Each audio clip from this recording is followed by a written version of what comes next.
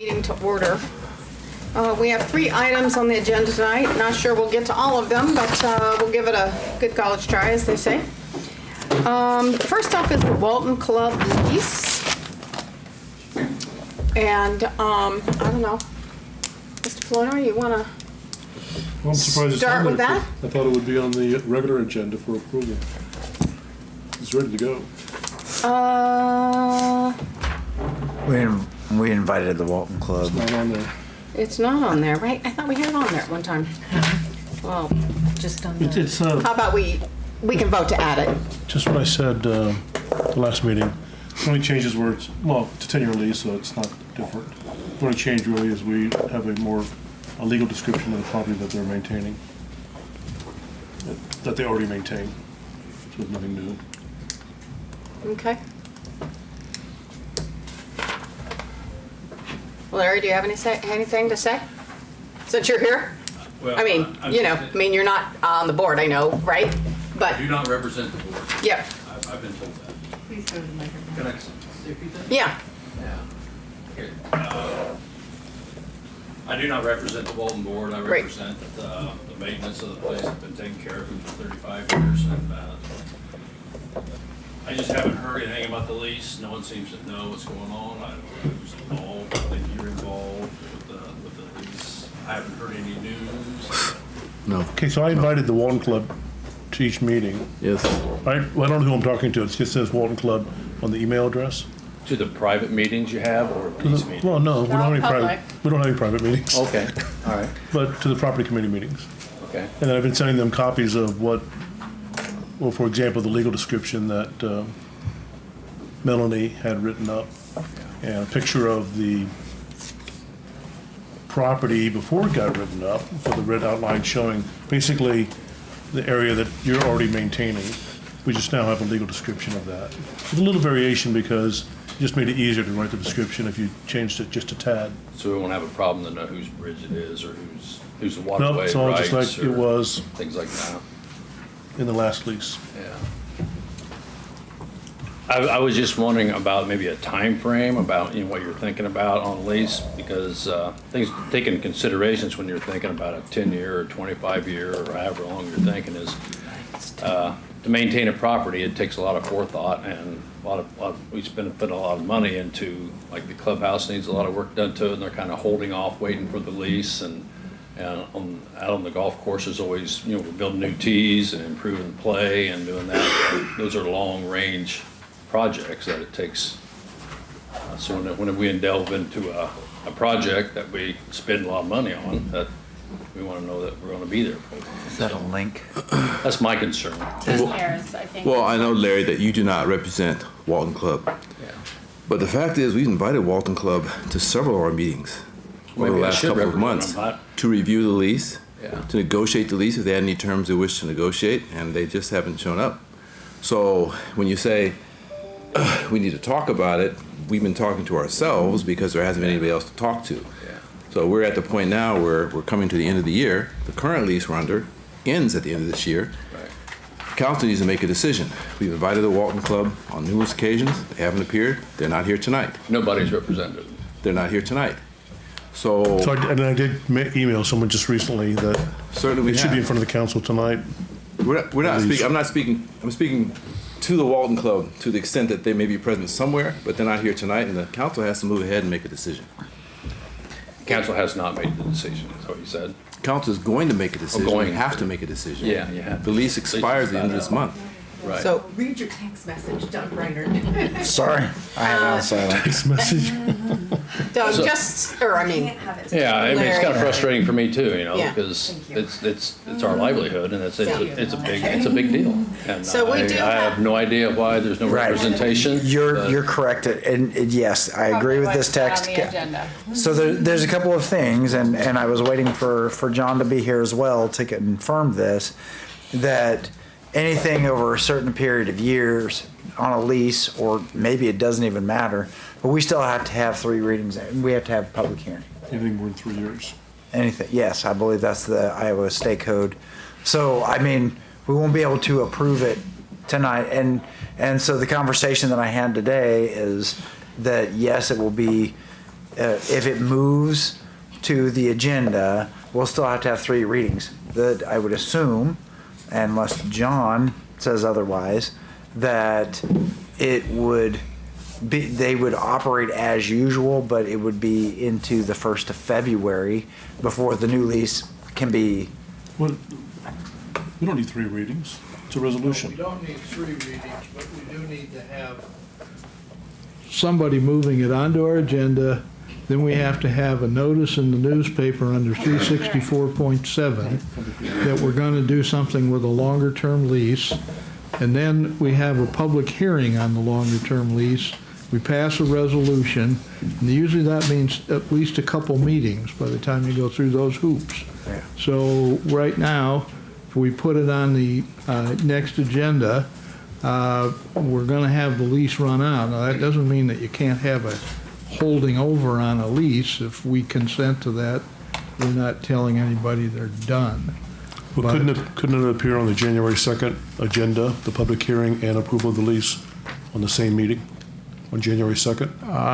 I think what you're going to need to do is pass a resolution that basically puts a notice in the paper that we are going to do a long-term lease. The council agrees to do that. Then we put it in the paper, and the way that notice usually reads is that anybody that wants to comment or object can come and say something about that long-term lease arrangement. After that, assuming that is what the council wants to do, we pass a resolution authorizing the execution of the lease, and it stays in place for 3 years. It doesn't have to be 3 years. I mean, I think probably the lease draft that I've worked on is a 10-year draft. I think the club at some time in the past has commented that it'd be nice if they could have 25 years.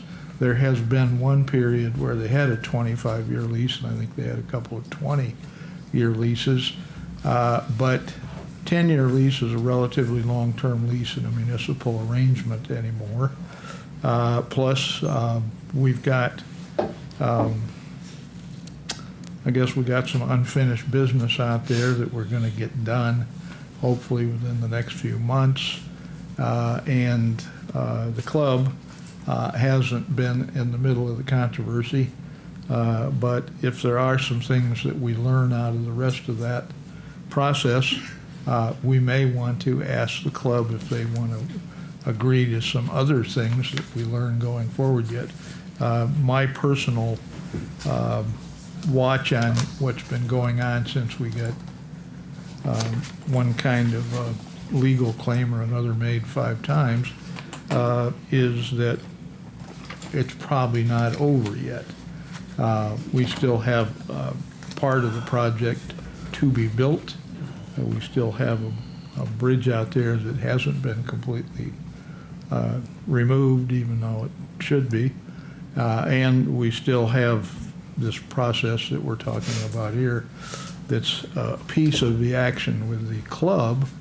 And there have been past challenges to what the club function is related to our lakeside properties out there. I think the city's all legal on that, but that's just me. So John, should we, just as a summary, you're saying we need to pass the resolution first? Set the public hearing. Set a public hearing, yeah. Or set the public hearing first? Does it need Because to- you said pass the resolution twice, so I'm just trying to clarify. Well, if you discuss out of this study session tonight that you want to do a particular lease, has everybody gotten a draft of the lease that Yes. we were working on? And it looks like there's a link up there, Jason. Yeah, Can you click it's on there. that? Do we need one to be published once or 3 times? Yeah, the lease, the public hearing on the lease is what we have to do. For publishing for the public hearing, is it once? Yeah, so when we're going to have it on our agenda, we're going to discuss it as far as pros or cons, comments or objections. That's the public's opportunity under 364.7, not just the club's. If the club has things it's liking to see different in the lease, I wish they'd show up. As far as I know, we've sent it to club Yes, personnel, haven't we, Doug? absolutely. And, I mean, I can, Maybe they're happy with it and they don't have any comments. I've invited them, and I understand everybody's busy. And let's see, when was the last message I sent? Was it Friday? Who did you send those to? Hang on, let me get there.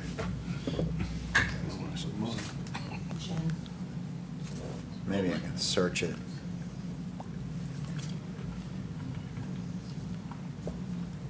I sent it on Thursday and asked them to disseminate it to the board members. There's actually several emails, but the one before that was clear back in June. That is in regards to something else. So, yes, we sent the updated lease and invited them on Thursday. I invited them on Thursday, let them know that we were going to have a study session, and they said they would pass it along. And that's the last communication they have. And I also sent them a notice on the 13th, which would have been Thursday. And I got a response. Well, it just says, the email address is just Walton Club. I don't know who it is. I presume it's president of the club, or, and then they acknowledge receiving it. And I also was acknowledged for receiving mine as well. So then, is there anything we should be putting on January 2nd, or we just push this to January 12th? I think it's a 30-day notice, from what I'm reading in the state code, but I'm not for sure. I'm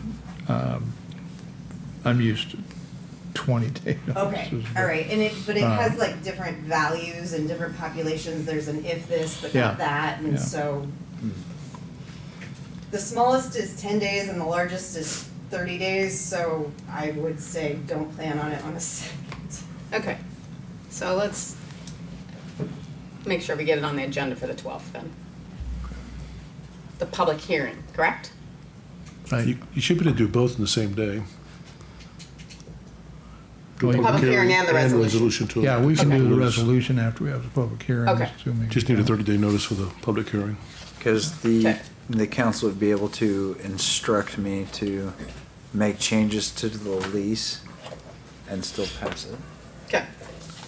Okay, so Right. we've got that. Okay, so that will go on the agenda Should be. on January 12th. Yeah, for purposes of the council and the lease that you're acting on, as far as making it part of the agenda and so forth, this lease, 2 pages of it are almost identical to the lease that's been out there since 2015. There's about a page and a half of additions that have to do with what I call parallel insurance between the two entities, also an indemnity clause, some liability assignments. I believe we also put in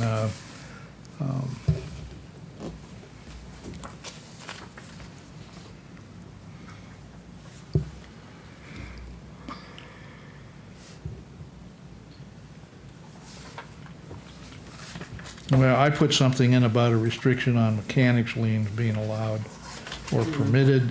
Other than those insurance and indemnification and liability questions, the core lease is pretty much identical. It's what I call a concession lease, in that we're allowing the club the use of the property at the same time that we're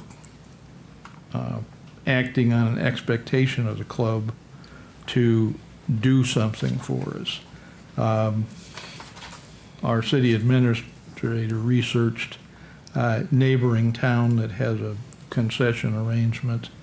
That appears to have a value of at least $200,000 a year in operating costs and maintenance that are the cost of the operating private club, not the municipality, although the municipality over there has more expenses budgeted than we've ever budgeted for the course in our history. So again, that's the way this is intended. There are some additions. There are opportunities if the public wants to come in and ask about rent versus the value of the conceded activities that are done for the benefit of the city and the citizens of the city. I guess the main benefit is you have a facility with recreation and entertainment there that is open to the public. It's not a closed club. It's not something that you have to be voted in on. You basically, if you want to join, you can go out and be a member of that club. So the private exclusivity problems that are, in some cases, aren't a problem with this concession, and it hasn't been over the years. But it's still something that the main value in the lease is the fact that the lake shore, the recreational and entertainment area, is maintained by somebody other than what we budget with through Park and Rec on our city budget. So that's still the ongoing theme with this document. We pretty much, we have a public hearing. Public may come in and say they have other ideas. So, yeah, that's okay. So John, on tonight's agenda, do we need to add an action item to post in the paper that we're going to have a public hearing on the 12th? Right. I think it's fine when you come out of a discussion like this to, have the clerk do a 364-7 notice. Okay. And that ultimately could result in a resolution approving a lease if there's no objections to what we're talking about as far as what the council has as a draft that it's discussing. If it isn't that way, parliamentary offers you tabling or other kinds of motions. And this is a scenario where the council would not be allowed to suspend the rules and go. Well, we aren't having 3 readings like an ordinance. This is more, it's a public hearing on whether we're going to do an actual lease. Although I haven't thought about whether anybody's raised anything about ordinancing related to golf courses and other activities that have to do with Park and Rec. I suppose somebody could toss that on the table. We already passed those. Yeah, we've already got that kind of stuff, so. Okay. So when we get to the council, let's add just that action item to post a public hearing. Okay, anything else regarding Walton lease? If we don't mind, what are the steps we're going to be taking in order to get to your point where we approve the lease again? So tonight's meeting, we'll add an action item to post a public hearing. And then we'll have the public hearing on the 12th and a resolution.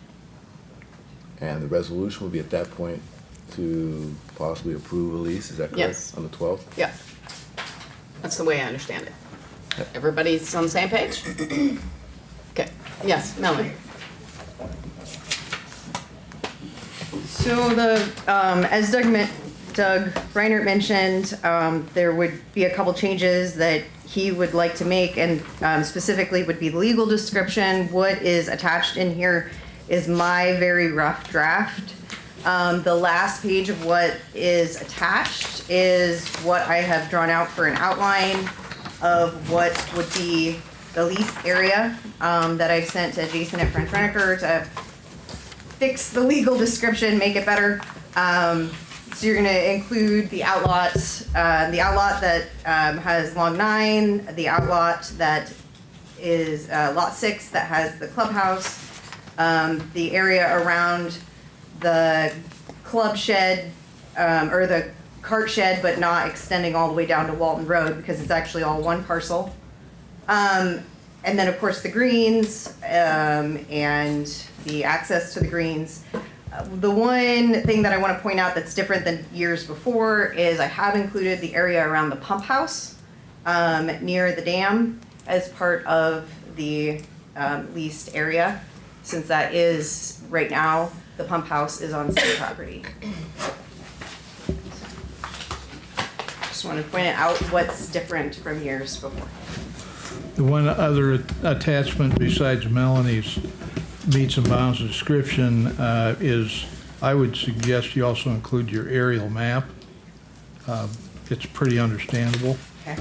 And then we did make reference at the end of the lease draft to an irrigation agreement, which I think both Melanie, I think, and I and Doug are thinking that the club needs that some years more than others, and it's very reasonable.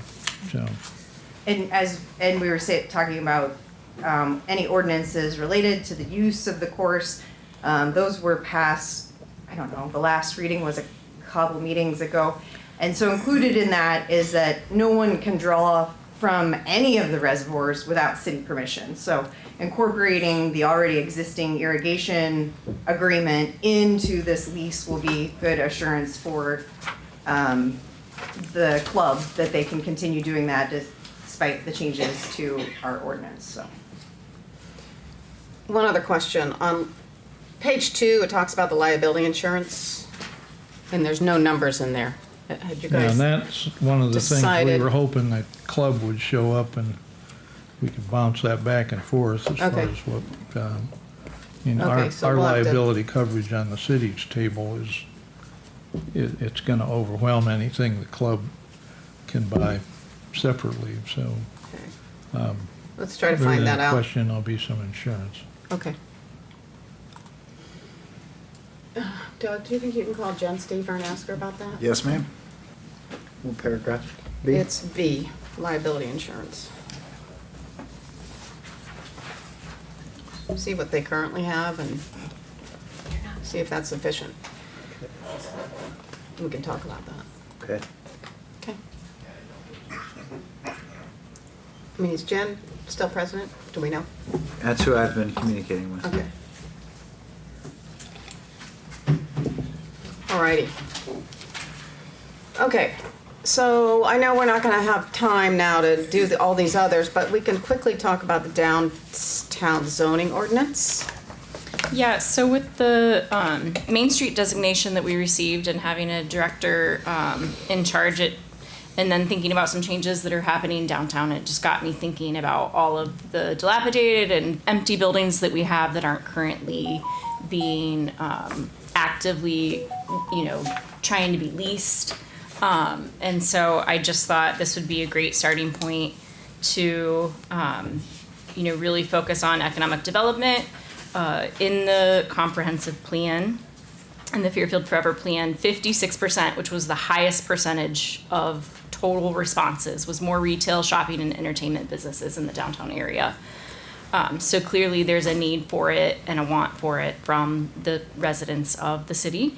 So I think that it would be prudent for us to maybe designate a council member and or committee along with the Main Street organization and really start to, work with the P&Z Planning and Zoning Committee to figure out what we could push and approve so that, we have a little more control over the types of businesses that are in our downtown area and ensuring that, people aren't just buying buildings and letting them sit there for.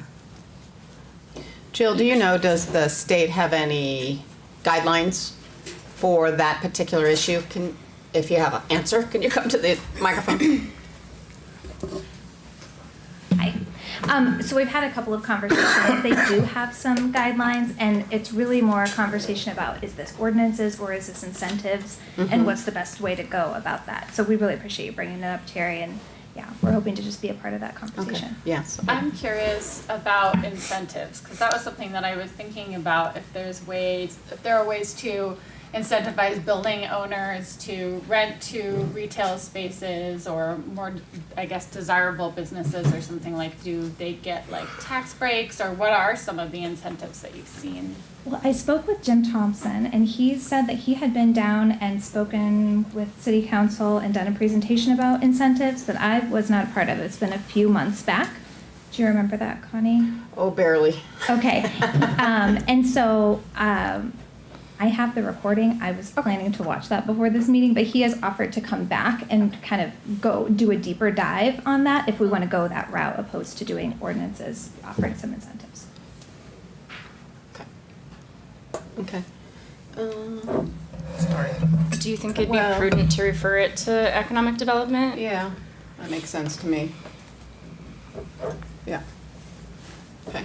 While we're on this topic, are there things like so refresh my memory with that Main Street designation, are there going to be some like recommended action items, or is it just like it's all directed from the city, or how does that work? Because I just noticed a lot of things on the agenda that have to do with the downtown, and I was wondering, should we wait until we get into this Main Street designation more, or what does that look like? Well, I think there will be, I know they have guidelines for historical preservation and buildings and what they should look like, or, when it comes to paint and the structure, right? So, and that can be as guidelines, or you can go to ordinances. Now, they were supposed to get us these booklets that are guidelines. I don't know, have they given those to you yet? We do have design guidelines, yes.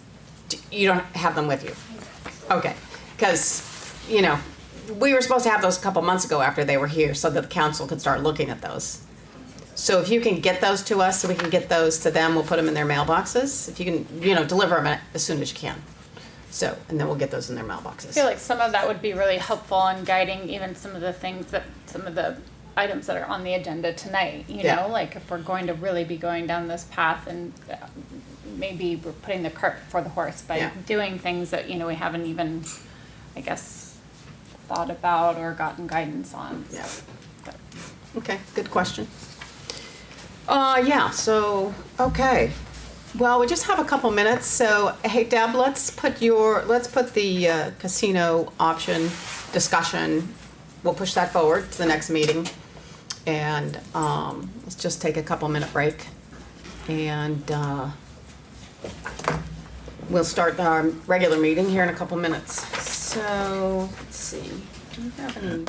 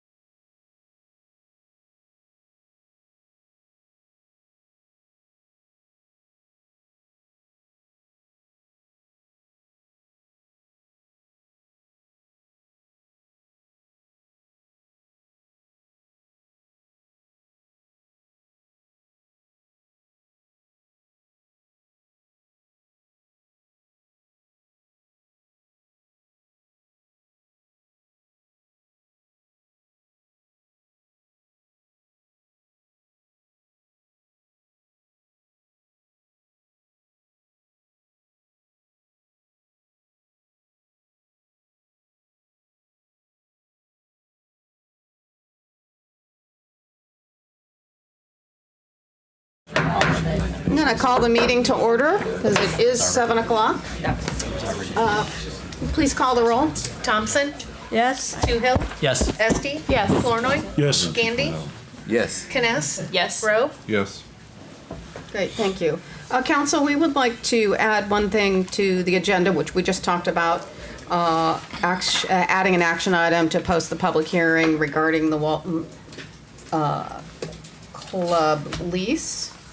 So we'll just put that at the front of our agenda when we get down there, or under resolution action items. And then under committee and board reports, we can refer the downtown incentives or ordinances for downtown buildings under the committees. So let's go to, we should vote on that, sorry. Will somebody make a motion? Somebody please make a motion to add that? Second. Okay. All those in favor say aye. Aye. All those opposed, same sign. Okay, great, thank you. We will add those action items. Let's move on to the consent agenda. Approval of the minutes of the November 24th, 2025 council meeting. Approval of the December 5th, 2025 payroll in the amount of $198,433.14. Acceptance of the Arbor Committee minutes. Acceptance of the Beautification Committee minutes. Acceptance of Library Board minutes. Acceptance of the Volunteer Center Committee minutes. Approval of additional tax increment financing certification. Approval of amended annual urban renewal report. Resolution of employment in the police department. Approval of liquor license for veterans of foreign wars and the Hy-B-C store. Approval of general obligation interest in the amount of $173,833.37. Approval of ACH payment to the Department of Revenue in the amount of $23,783.86. Approval of special claims for WEX and the U.S. Postmaster in the amount of $4,663.25. Approval of total claims in the amount of $731,321.23. We had 4 claims above $75,000. Sorry. I was noticing one is not updated on Oh, okay. the screen. Yeah, so there's one missing from there. Cornerstone Excavating, this is for sludge removal, $95,608.24. EBS, that's for our premiums, healthcare premiums, $75,443.03. Voss 2 Partners LLC, this is a rebate for Phase 5, $79,325.59, and Waste Management Corporate Services, $83,431.76. So is there a motion to approve? So moved. Moved by Gandy, Second. second by Kness. Any discussion? I did review the claims and everything seemed fine. Okay, great. Any other discussion, questions? If not, please call the roll. Gandy? Yes. Kness? Yes. Flournoy? Yes. Toohill? Yes. Rowe? Yes. Esti? Yes, I just need to abstain from the minutes of the last council meeting as I was not here. Thompson? Yes. Okay. Next up is the swearing in of our new officer that we just hired, Mr. Nathaniel Jones. So if he will come to the front.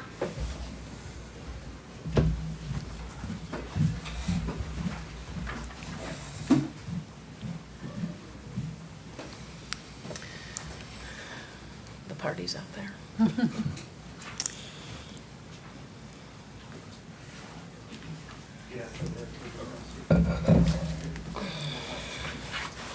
Come on over. Front and center.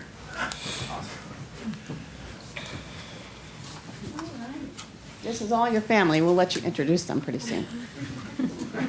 And we've got more recruits coming in. Okay, so if you will raise your right hand and repeat after me. I, Nathaniel Jones, Nathaniel Jones, do solemnly swear do solemnly swear that I will support the Constitution of the United States that I will support the Constitution of the United States and the Constitution of the State of Iowa, and the Constitution of the State of Iowa, and that I will faithfully and impartially, and that I will faithfully and impartially, to the best of my ability, to the best of my ability, discharge all duties of police officer discharge all duties of police officer in the city of Fairfield as now or hereafter required by law. in in the city of Fairfield as now or hereby required by law. Congratulations. Thank you. And welcome to the team. And if you wouldn't mind just telling a little bit about yourself and who's with you here today. Okay. So I just go by Nate. If you guys see me out in the town, you know what I mean. But yeah, I come from Meskwaki PD. I got hired there June 12th, 2023. So I've been an officer for a little while. I transferred here because my fiance over here, the park ranger, you guys know her, Kristen Bernstedt, we got engaged and she's pregnant. So yeah, that's pretty good. Yeah. And then this is her family here. This is her mom, Carrie, Chris, her stepdad. And you got her sister-in-law, Lizzie, here, who's also pregnant. And then you got my sister, Max, and then you got Matt right there, too. I hope you remember. I stuttered, I'm sorry. Yep, I'm also in the Marine Corps Reserves as well. I've been doing that since 2020, so it's been a few years. I just won Marine of the Year, too, so that's pretty cool. Awesome. But yeah. Congratulations. Yeah, do you have any questions for me? No. Council, any questions? All right. Welcome. Excited to be here. Well, yeah, we're excited to have you. Good luck and be safe. I'm sorry. And you can stop in tomorrow at City Hall and sign this. Awesome. Okay? Great. Thank you.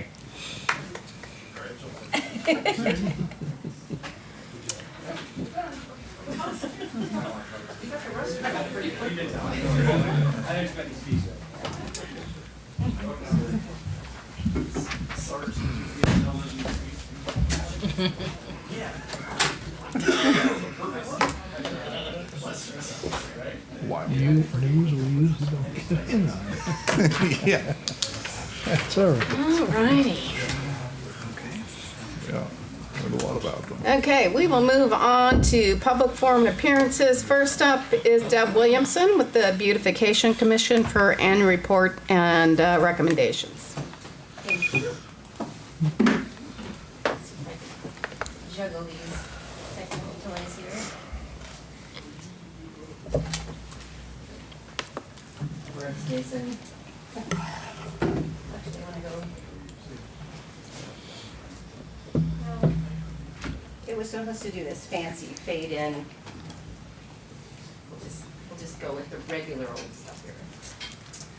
So tonight we're going to go through what happened in 2025 for the city, and then we'll take a sneak peek at 2026. And then I do have a budget request to put out there for fiscal year 26-27. Oh, that's better. So we'll get started. Yeah. So our town is rich with volunteers who've joined our beautification movement. They work in the heat, they work in the sun and the rain, they work before dawn and after dark, and they wear our volunteer vest like a uniform with dirt and sweat as their logo. Why? Because they find it so satisfying to work with a group of like-minded people on a meaningful project. So we do a lot of running around, gathering supplies and materials, and then we take a nap when it's done. I often hear when I'm out watering or planting, "This square looks so beautiful. This square looks so well maintained. I've never seen a town with so many flowers." I wish I knew the person from Kading Properties who said that again and again and again that morning. I'd like to think we're responsible for 100 new apartments being placed in Fairfield. So, "I've never seen a town with so many flowers," she said. Here are some examples of what we planted last fall. They came up this spring. We also filled city pots with annuals, both in Heritage Alley and perennials in the city nodes, and tucked petunias between the tulips. We filled city pots in front of the Civic Center and Central Park with these very bright annuals, and at the public library and in front of City Hall. You guys got upgraded to some beautiful pots that replaced those tiny little banister flowers you had last summer. We also saw an opportunity to partner with property owners and businesses downtown. We call it our Blooming Partners program. It's a public-private partnership where we have them purchase the soil and the plants, and our volunteers plant them and water them. And so what we saw this year is that we've added at least 50 pots or planters to downtown that weren't city property. So we were able to leverage some of the excitement. So you see that we had both, we did this both summer and fall. So this is the photo of the fall, the view of 2nd Street in the fall, and Main Street in the summer. And here's a picture of what we planted this fall. We planted more tulip bulbs in front of, it's kind of hard to tell, but it's in front of the Civic Center. So we planted 450 more tulips in front of the Civic Center and another 150 at Heritage Courtyard, where you see the beautiful sign. And we just couldn't get enough, so we planted in the cold too. We foraged in some of the city parks and private properties of volunteers to gather greens and then dotted them with some store-bought color. It was so much fun, my gosh. So our water brigade was a new thing this year. In years past, the Park and Rec Department was responsible for watering the hanging baskets. And you may all know the story behind how this came to be. Chuck Espy wanted to know what I thought the downtown needed, and I said, well, everybody loves the hanging baskets. I think we need more of them because we have 95 brackets, but we only had 40 hanging baskets. So there was this opportunity. So between Chuck Espy and Ron Haynes with the Parks and Recs Foundation, they managed to donate enough so that we could expand our hanging baskets to 71 hanging baskets. And it pretty much blanketed downtown.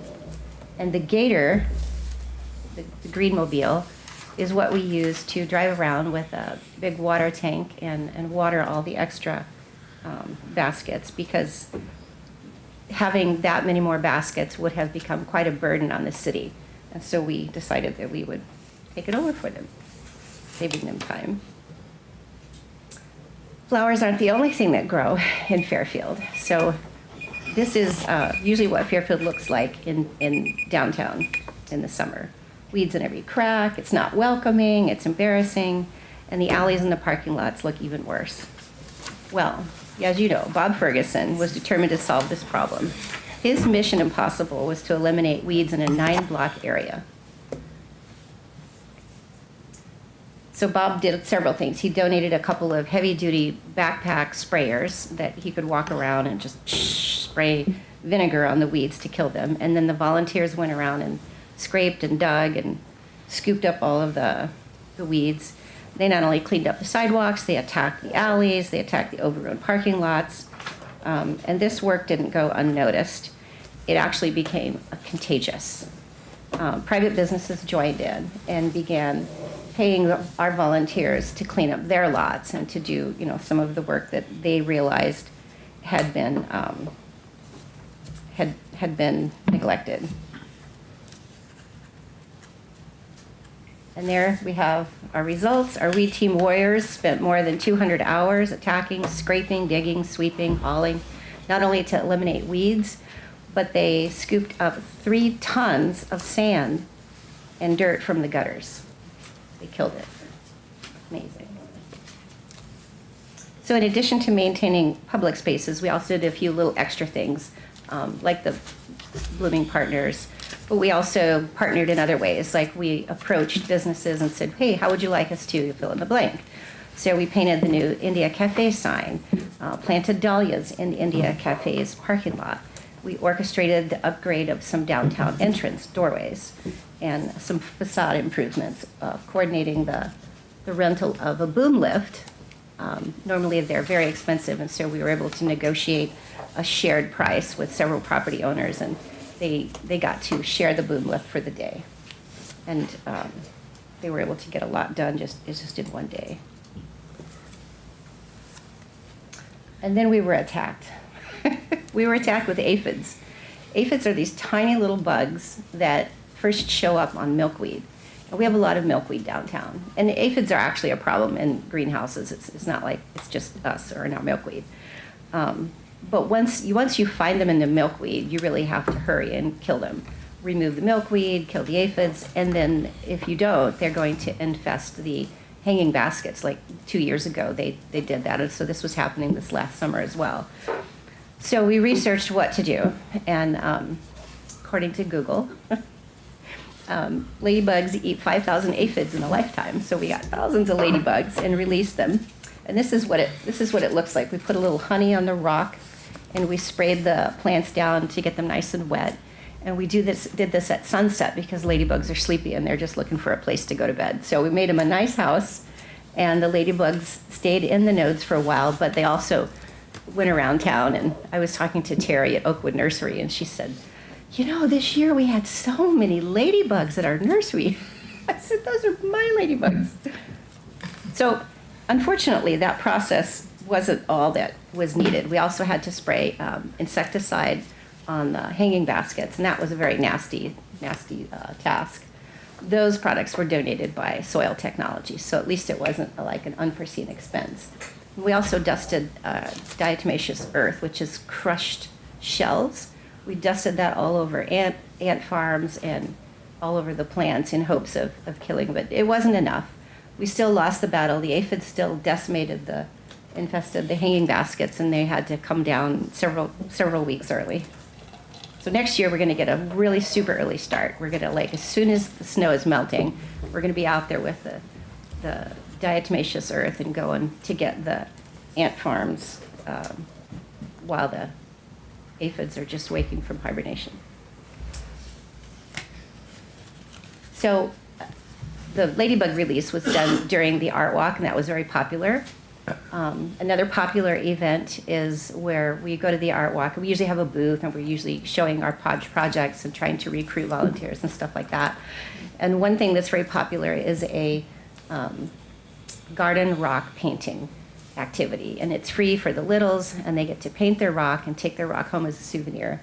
And they were so cute. Oh my gosh, they loved it so much. We were swarmed, and we got tons of volunteers from this. You know, it's just a given. You give the kids something fun to do, and the parents have to come along. Granddaughter. Had to put her in there. So another thing we did to address vacancies, like Terry and Elizabeth, you mentioned you're concerned about the vacancies. We were too, and according to the downtown assessment report that we received last year, they were saying, why don't you just paint the windows and promote the vacancies? So we did just that. We recruited 3 different artist volunteers. This is Jenny Salmons. She's painted this space in the Heritage Alley, and I'm up to 20 minutes yet? No, but what I was thinking is if you could wrap this up, and then let's come back to your recommendations when we go into budgeting. Yeah, absolutely. Because I know you have lots of recommendations, and I think that would be a good space and time to put that in. 100%. I mean, you know, the council has it now, so they can see those and start contemplating that. And so just in terms of like incentives, this is a kind of a zero cost incentive. Yep. Where not only did this cost the property owner and the city nothing, because this was all volunteer work, and I purchased the paint, so that's just my contribution. But this place is now rented. Gigi's Signs and Designs has that space. And there she is again. We installed mosaics in the alley. We handed out more Rose Awards this year. I'll just clip through these. Like Timely Solutions, Willow and Bride, and Petal all received Rose Award for window display, excellence in window display, and that also was a recommendation from the downtown assessment report that we do something to highlight and educate our store owners as to how to make a beautiful window display. We also rolled out a brand new Excellence in Historic Preservation Award, and the very first recipient were Aaron and Melanie Hirschberg. This project, they spent 5 years working on it. It's an absolute phenomenal 1817 Georgian and Federal style home. It's not only fully renovated and preserved, but it's practically a museum inside with these Loudon pieces. It's absolutely incredible. I couldn't stop oohing and awing. Jim and Teresa Huffman renovated Lincoln School into Lincoln Center, and so they received an Excellence in Design. And then we had several families receive excellence in landscaping. Granddaughter, she's a future Rose Award recipient. She's showing us the red bush. So we had a volunteer appreciation dinner. Some of you may have read about this in the paper, where we awarded several annual awards and Rose Award of the Year. Even though they received a Rose Award for what they did, their work was just so outstanding, we felt they needed the Rose Award of the Year as well. Cambridge was highly involved. Several organizations were highly involved this year, really pushing encouraging their whole organization to be volunteer-oriented. And as Paul knows, the entire company, Aaron's, all of their employees came for a volunteer day that was organized just for them. Cambridge won Cambridge won the Organization of the Year because they just kept sending us teams after teams after teams. And we had to like come up with things to keep them busy. And it was amazing. They really helped turn the town around, I think. Sponsor of the Year, Artist of the Year, lead team. In terms of estimates, Mayor, you wanted me to report. I told you earlier this year about a reporting system. It didn't work as well as I had hoped. And so these are not concrete numbers, they're more estimates. And so there's where we stand. Deb, just so you know, I did look up what a volunteer is worth in Iowa. Almost $30 an hour, $29.96. That's worth $449,450 for 15,000 hours. That's amazing. That's a huge. It is. That's huge. If you use the national average, it's even higher. That's incredible for Iowa. That's wonderful. Looking ahead, we're just going to click through this. We're going to have really beautiful colors in the spring and the hanging baskets, Heritage Alley and Central Park, really going for tropical colors. We have 5 major cleanup and plant events planned for next year. And there are always these little, group of 10, group of 5, but these are community-wide events that it's like planning a wedding. It takes a lot of time to plan them. And then we round out the year with our volunteer appreciation dinner. We also have smaller programs that we do. The Creative Spaces is promoting those vacancies. Blooming Partners is getting flowers to come out of the woodwork from businesses. Painting and restoration is something we started this year that not painting buildings as much as we're finding like rusty patio furniture that sits outside or rusty benches that are owned by the building owners. And we just offer to paint them as long as they buy the paint, so we make it look pretty. And so we have a few more locations identified this year as well. Sidewalk rehab, we are hoping to orchestrate the replacement of 2,000 square feet of sidewalk downtown this year. Right now we have 22,000 in pledges. The total cost to replace all that is about $55,000. So we're halfway there in pledges, and we have received a $5,000 donation from Cambridge. So hopefully come spring, we'll be able to start tearing up some old concrete. What is a squeegee clean? Squeegee clean? Yeah, Deborah. So at a Main Street Fairfield meeting, I listened to them talk about how just cleaning the windows and just taking the clutter off the windows would be very, very useful. It's such a simple, low effort program. And so what we're to do is, just like with the Blooming Partners, we approach the business, say, we'd be happy to clean your windows, but the deal is, you have to take your posters down so we can clean the whole window, and we have to, help them understand the value of keeping their windows clutter-free, that there's more business for them to promote their business than to promote all these cluttered posters. So that's what Squeegee Clean is.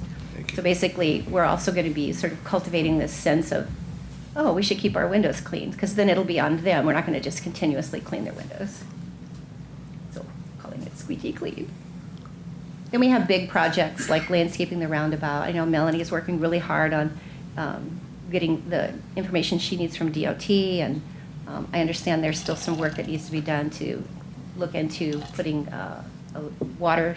providing a water source there, right, Melanie, for watering the flowers. So it had originally been scheduled to go in this fall, but we're hopeful that it'll go in the spring. And of course, I'm working on later tonight, we'll talk about the restrooms. I had an idea, Melanie, you gave me this idea. Oh, God. You said, why aren't we putting more attention on the gazebo? And so this is an AI of what an updated gazebo would look like with a fresh coat of paint and a beautiful copper roof. And one of the items on tonight's agenda is to ask for approval to apply for a grant for paint for the gazebo. I don't know what that was. Oh, that was, and this is again, tonight we're going to talk about the water fountain. And in terms of like, are we getting the cart before the horse? I have been speaking with Jill, and I've been involved in the Main Street Iowa thing and the Main Street Fairfield thing all this year. So I think we're dovetailing, and they're just kind of following our momentum. I'll try not to do anything that can't be undone. So some of the little things we have planned for 2026 are just wrapping up a lot of the little projects that we have planned that had kind of rolled over in from 25 to 26. The entrance signs is also under our charge to make sure that the entrance signs look good. And Doug mentioned that the Burlington signs, east and west, look like tombstones. So we're going to take care of that, and they're going to have great, big, beautiful metal letters on them instead of just invisible letters. This is a cigarette butt receptacle, and they go on lamp posts or street sign posts. And so that's another project that we're hoping to put like in front of Mad Hatter and Noble House, and just there's cigarette butts everywhere, and they just need a home.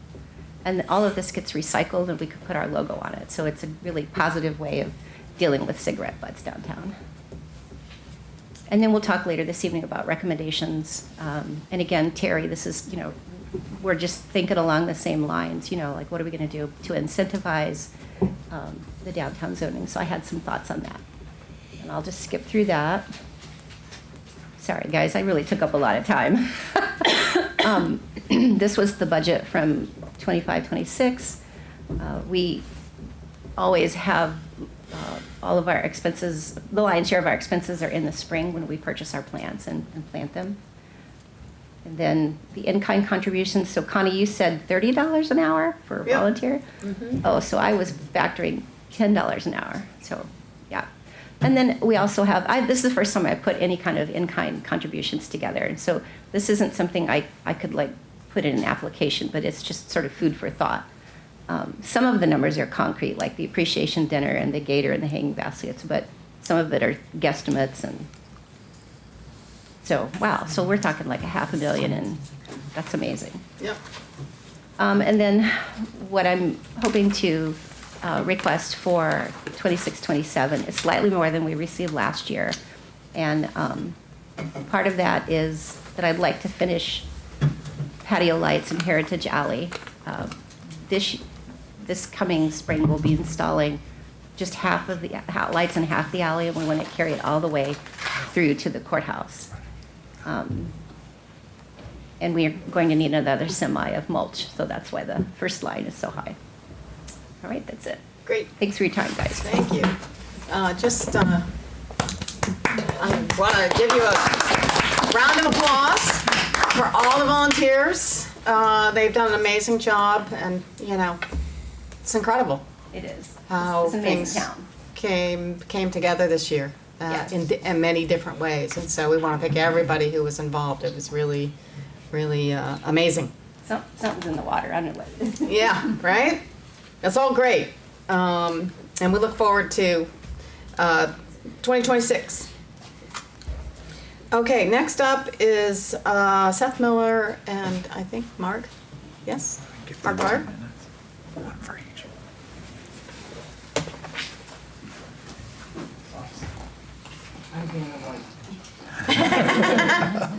Is that what you brought home?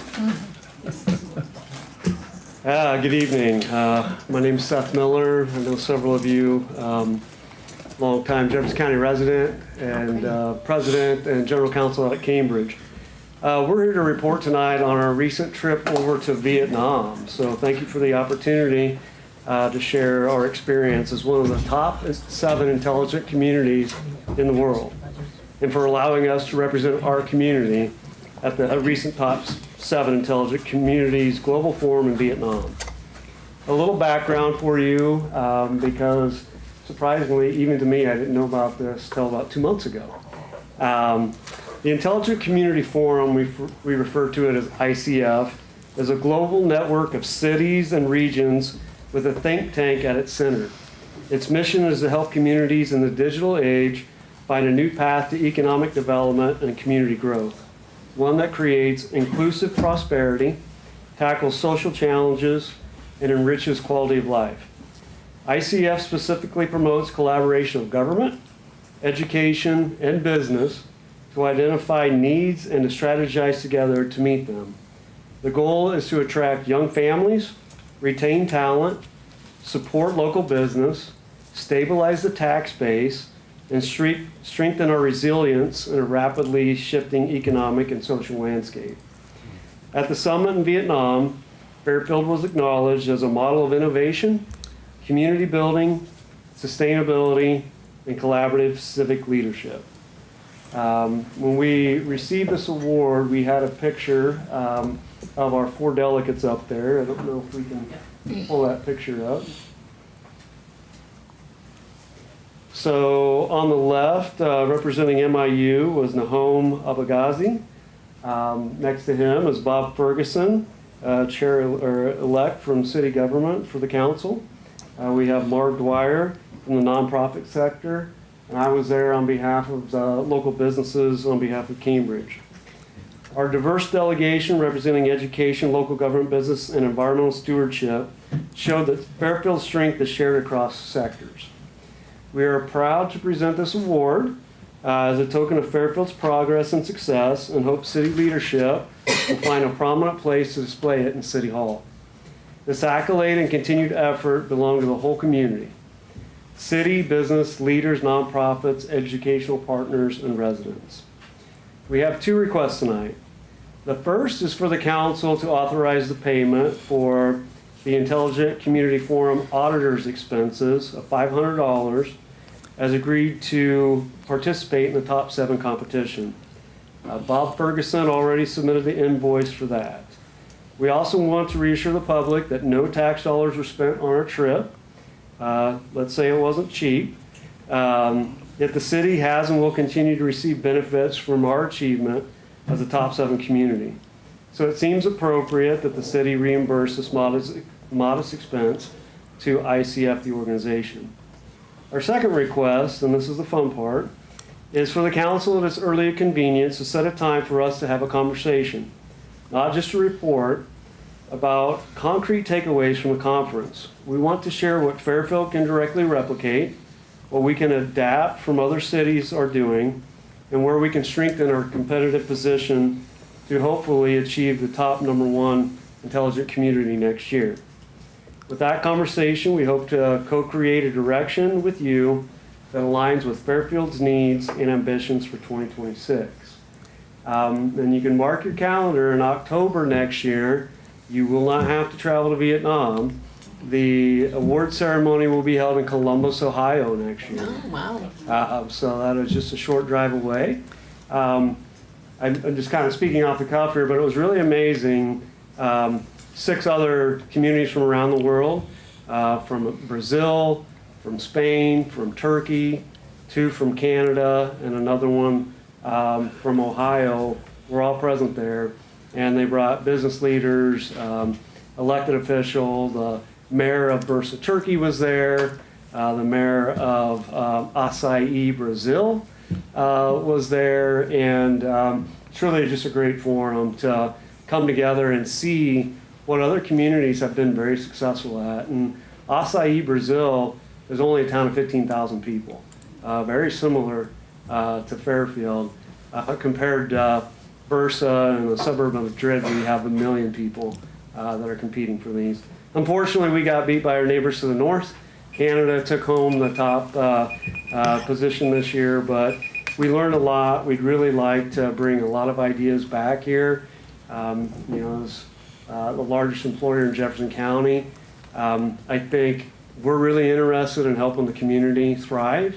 And that doesn't just mean us. That means how do we get other businesses to locate here, to invest here, to make it great for everybody here. So with that, I will conclude, but if you have any questions, I'd be happy to answer them. Sounds like it was a great trip. It was a great trip. Awesome. Yeah. Honored to be there on your behalf. Okay. So we'll make sure we get something on a work session, or even, maybe we'll schedule a spring Saturday session. Yeah. And so I got a little note on that. Council, they're, again, asking for this reimbursement for ICF when the gentleman came, did the audit of our application, basically, and see what your appetite is for that. Is there a motion to approve that? I guess what would probably come out of lost, if you want to pay for that. I'd move to approve. Yeah, second. Okay. It's been moved by Kness and second by Esty to approve this expenditure of $500 from lost to reimburse ICF for their trip here. Any discussion? Seeing none, please call the roll. Kness. Yes. Esty. Yes. Gandy. Yes. Rowe. Yes. Flournoy. Yes. Thompson. Yes. Toohill. Yes. Great. Okay. So you have that, right? Invoice? It's in an email. Yes. It's not, Yeah. yeah, we'll get it. Okay. We know who to contact, so. Yeah. We need an official invoice. Yes. Okay, got it. Perfect. Okay, so we'll Thank you, get that. everybody. Thank you, Seth, Thank and you. thank you both for going and participating, and we know it was, it was out of your pocket, so we really do appreciate it. Okay, so let's move on to resolution, action items, and ordinances. The first action item, again, is to post a public hearing regarding the Walton Club lease, and go ahead and, post that in the paper in our normal posting areas for the public hearing, which would be on January 12th, 2026. Make the motion to set a public hearing for the Walton lease on January 12th at 7 p.m. Okay, is there a second? Second. Second by Gandy. Any discussion? No, please call the roll. Flournoy. Yes. Gandy. Yes. Toohill. Yes. Rowe. Yes. Thompson. Yes. Esty. Yes. Kness. Yes. Great, thank you. Next action item is consideration of authorizing donations collected from RAGBRAI to be used for public restroom renovation seed money. I think this did come up. Any new information, Terry, Deb?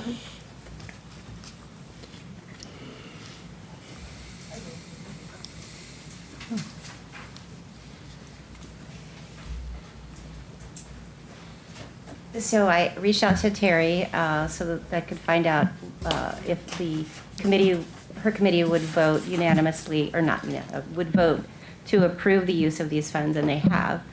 And I forwarded the email this evening to Doug and Mayor. Okay, great, thank you. So is there a motion? They'll use this money for seed money for grants. I guess it was gonna go to It would go to Pathfinder, Pathfinder. Mhm. right? How much Yeah. is it again? 6,000? It's just under 6,000, I believe. And you still need to fundraise, what, another 1,500 Another or so? 1,500 approximately, yeah. Okay. So moved. Okay, moved by Gandy, Second. second by Toohill. Any discussion? Not, please call the roll. Gandy. Yes. Toohill. Yes. Rowe. Yes. Thompson. Yes. Kness. Yes. Esty. Yes. Flournoy. Yes. Great, thank you. So that Thank you. was approved unanimously to use that money from RAGBRAI to go towards seed money, which will go towards Pathfinders, and they'll be looking for grants. Next action item, consideration of request to locate new water fountain on the south side of Central Park between the rose beds.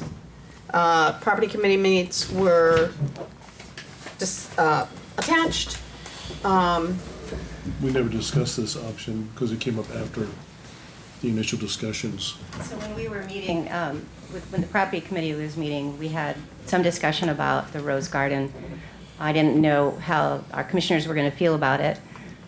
They hadn't had a chance to talk about it until Right. like a week later, and so they were unanimously for the rose garden location. It's on the south side of Central Park between the rose gardens, and so it would offer some buffering noise for traffic, but it wouldn't interfere with any like concerts, like summer band concerts, for example. It wouldn't drown out that music. And we felt like the location at the public bathroom was just too small, and it was also very blocked by all of the, the greenery. So you wouldn't even get to show it off much. It would just be like a little secret. I'm just going to share that being the owner of a large fountain for almost 20 years, when you have that many trees around, you're going to be cleaning it out regularly every week. Yeah. And it's a problem. It's kind of a maintenance. And that's all Hassle. falling on the beautification committee? The maintenance? The of maintenance, it? yes. We would have a committee responsible for it. I would make the motion to move this to the property committee. Okay. Is there a second to that? For consideration and further review? Yeah, I'm not sure what Between the Rose Gardens means even, and how it would look or fit in there. I think there's a trash receptacle there So, now. But anyway, we They haven't had, looked at it at all. they had the view on, right. yeah, that probably makes sense. You'll get to see the view of it on the Yeah. screen. And Oh, second. Okay. Okay, so it's been moved and seconded to move this to property committee? I have a question. Yes. So the minutes that are attached are from the property committee. Yes. Right. So why are we sending it back to them? Well, we didn't They hadn't take any seen this. action, and we hadn't seen this new location. This is a new proposal, a new we, location. we discussed that location in the meeting. It's just not reflected in the minutes. Okay. Because But it says I remember northeast- us talking Well- about it because the reason why it came up is because Pam and Mark and Calvin recommended that location. I thought they There was- recommended a location over by the public. by the Yes, bathroom. they did. Right. But they also recommended between the rose beds. That's what's listed here. Okay. Okay. Sorry. I don't, I don't remember either, but I know it came up at the, probably at the last minute, it seemed like to me, but It's good that because it'll your go back. committee hadn't seen the proposal for the bathroom location. But anyway, there it is. Okay, so it's been moved and seconded to move it to property committee for another review.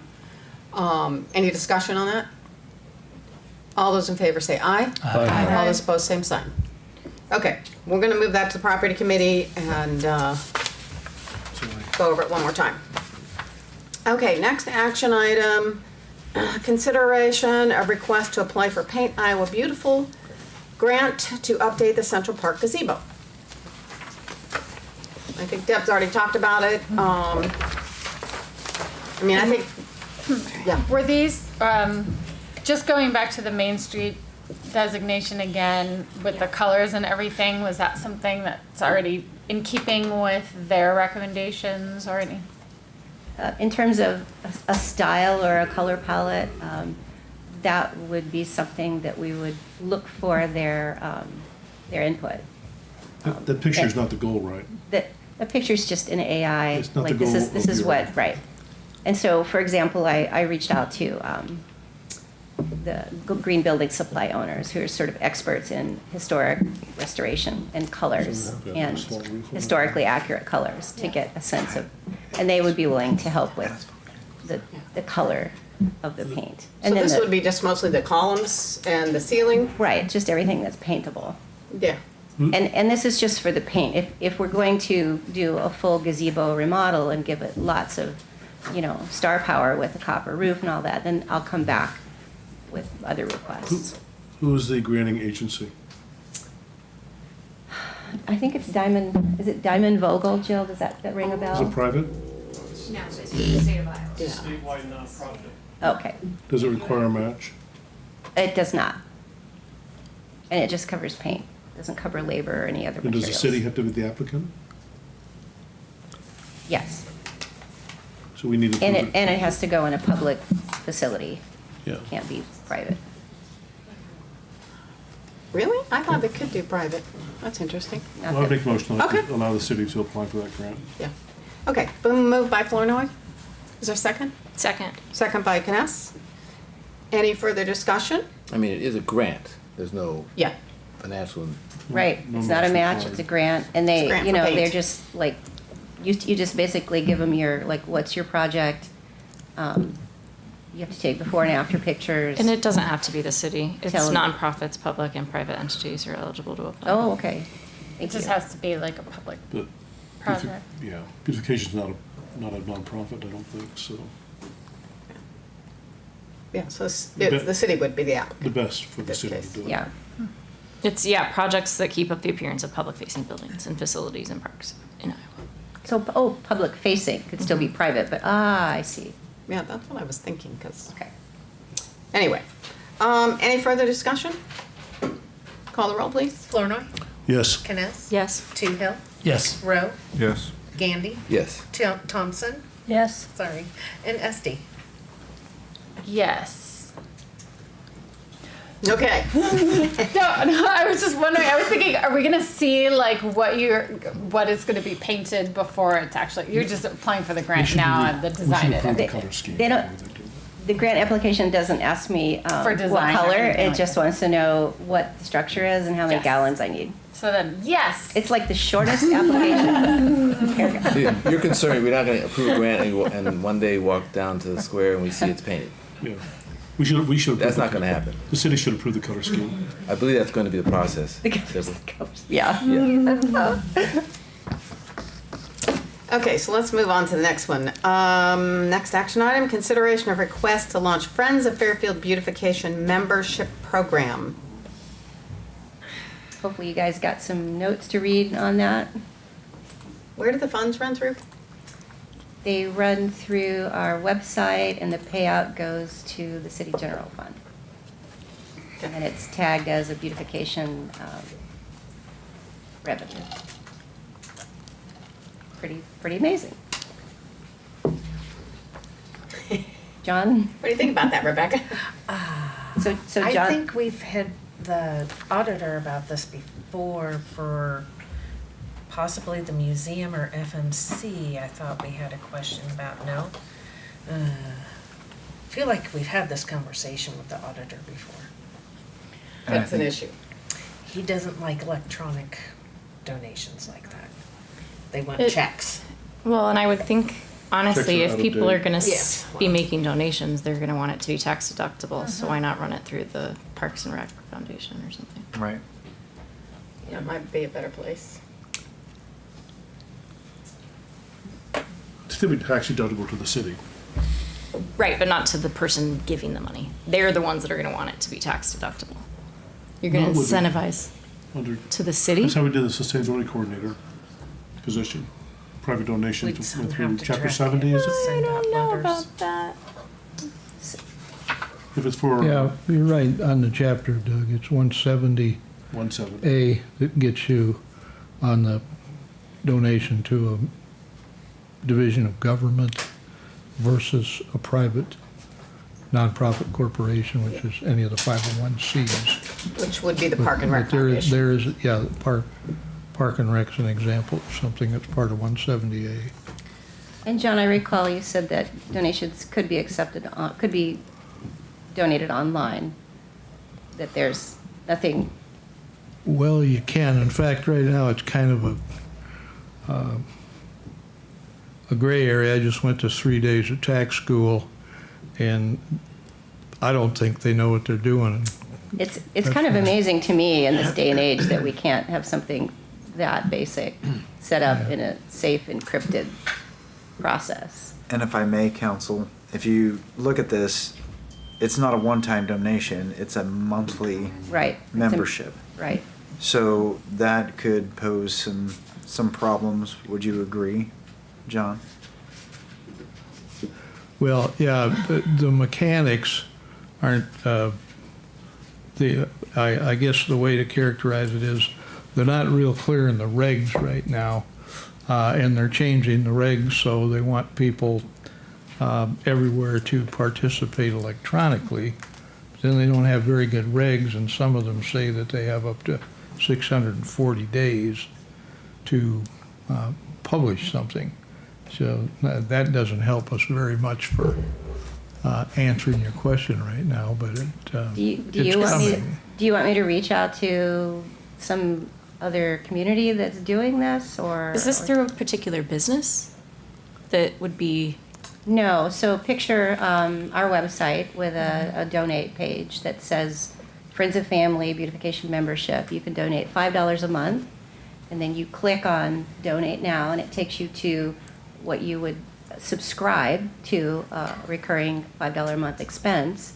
Would take your credit card or your whatever information, debit card information. And again, it's a secured and encrypted site, and then the payout is set up by the city to go to the city fund. So I know we do this for the Fairfield Arts and Convention Center already. I don't know if that's set up through a local bank. That might be a good conversation to have. It is. It goes to their bank. Yeah. So Why don't, how about we table this and do Sure. a powwow maybe with city staff and maybe bring in Ron Hayes of Park and Rec? Sure. Are Maybe there other also cities the that you know who are library. doing this, and maybe I'm curious how they. Because do it does require, accounting on the receiver's Yeah. end. yeah, you're getting into a whole different wheelhouse with online payment processing. Yeah. You have to have a company that will process them for Yeah. you. Yeah, I haven't spoken to any of the cities that do it. I haven't found anyone our size that does it. But what I have learned is that many communities our size are trying to find supplemental and dependable revenue streams for maintaining their flowers and their beautification efforts. And I know we have our local option sales tax that we depend on year in and year out, but I thought this would be a nice way to not only take some of the burden off of that account, but also to give folks a chance to contribute who aren't willing to pick up a shovel. or can't, or or they're retired, or Yeah. I mean, some of our donations come from retired people as it is, and I know they're just the tip of the iceberg. Yeah. And the more we beautify Fairfield, the more people want to contribute, and the more they contribute, the more they want to see new things. And that's so when you see a lot of these ideas, I'm getting these ideas from people who say, "Why can't you do this? And why don't you do that?" Because they're taking an interest because it's so interesting. So, I think in theory, like I say, I think it's good. In theory, it's the practical application of, doing all the things that are required to do that. So, you don't need me to do anything. well, I think just come to a meeting. We've got to organize a meeting. Okay, got it. Gotcha. And maybe get one or two other nonprofit representatives to see if they want to do that. So why don't we just talk offline? Okay. And is that okay to table? Yeah. Okay, so we can just take no action on that?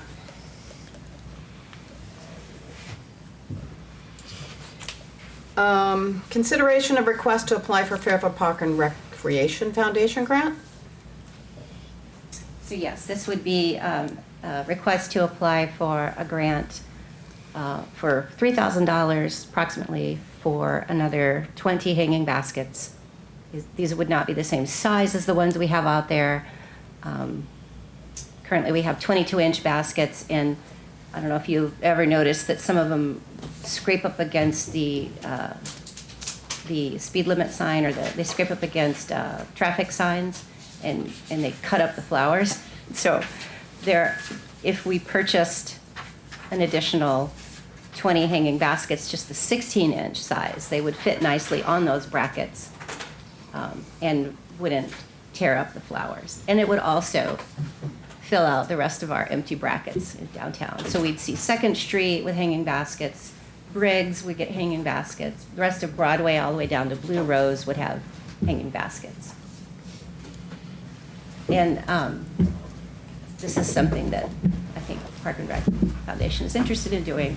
Just need to make a formal request to see if you guys are okay with it. I'd move to approve the consideration of request to apply for the Fairfield Park and Rec Foundation grant. Okay, move Kness, is there a second?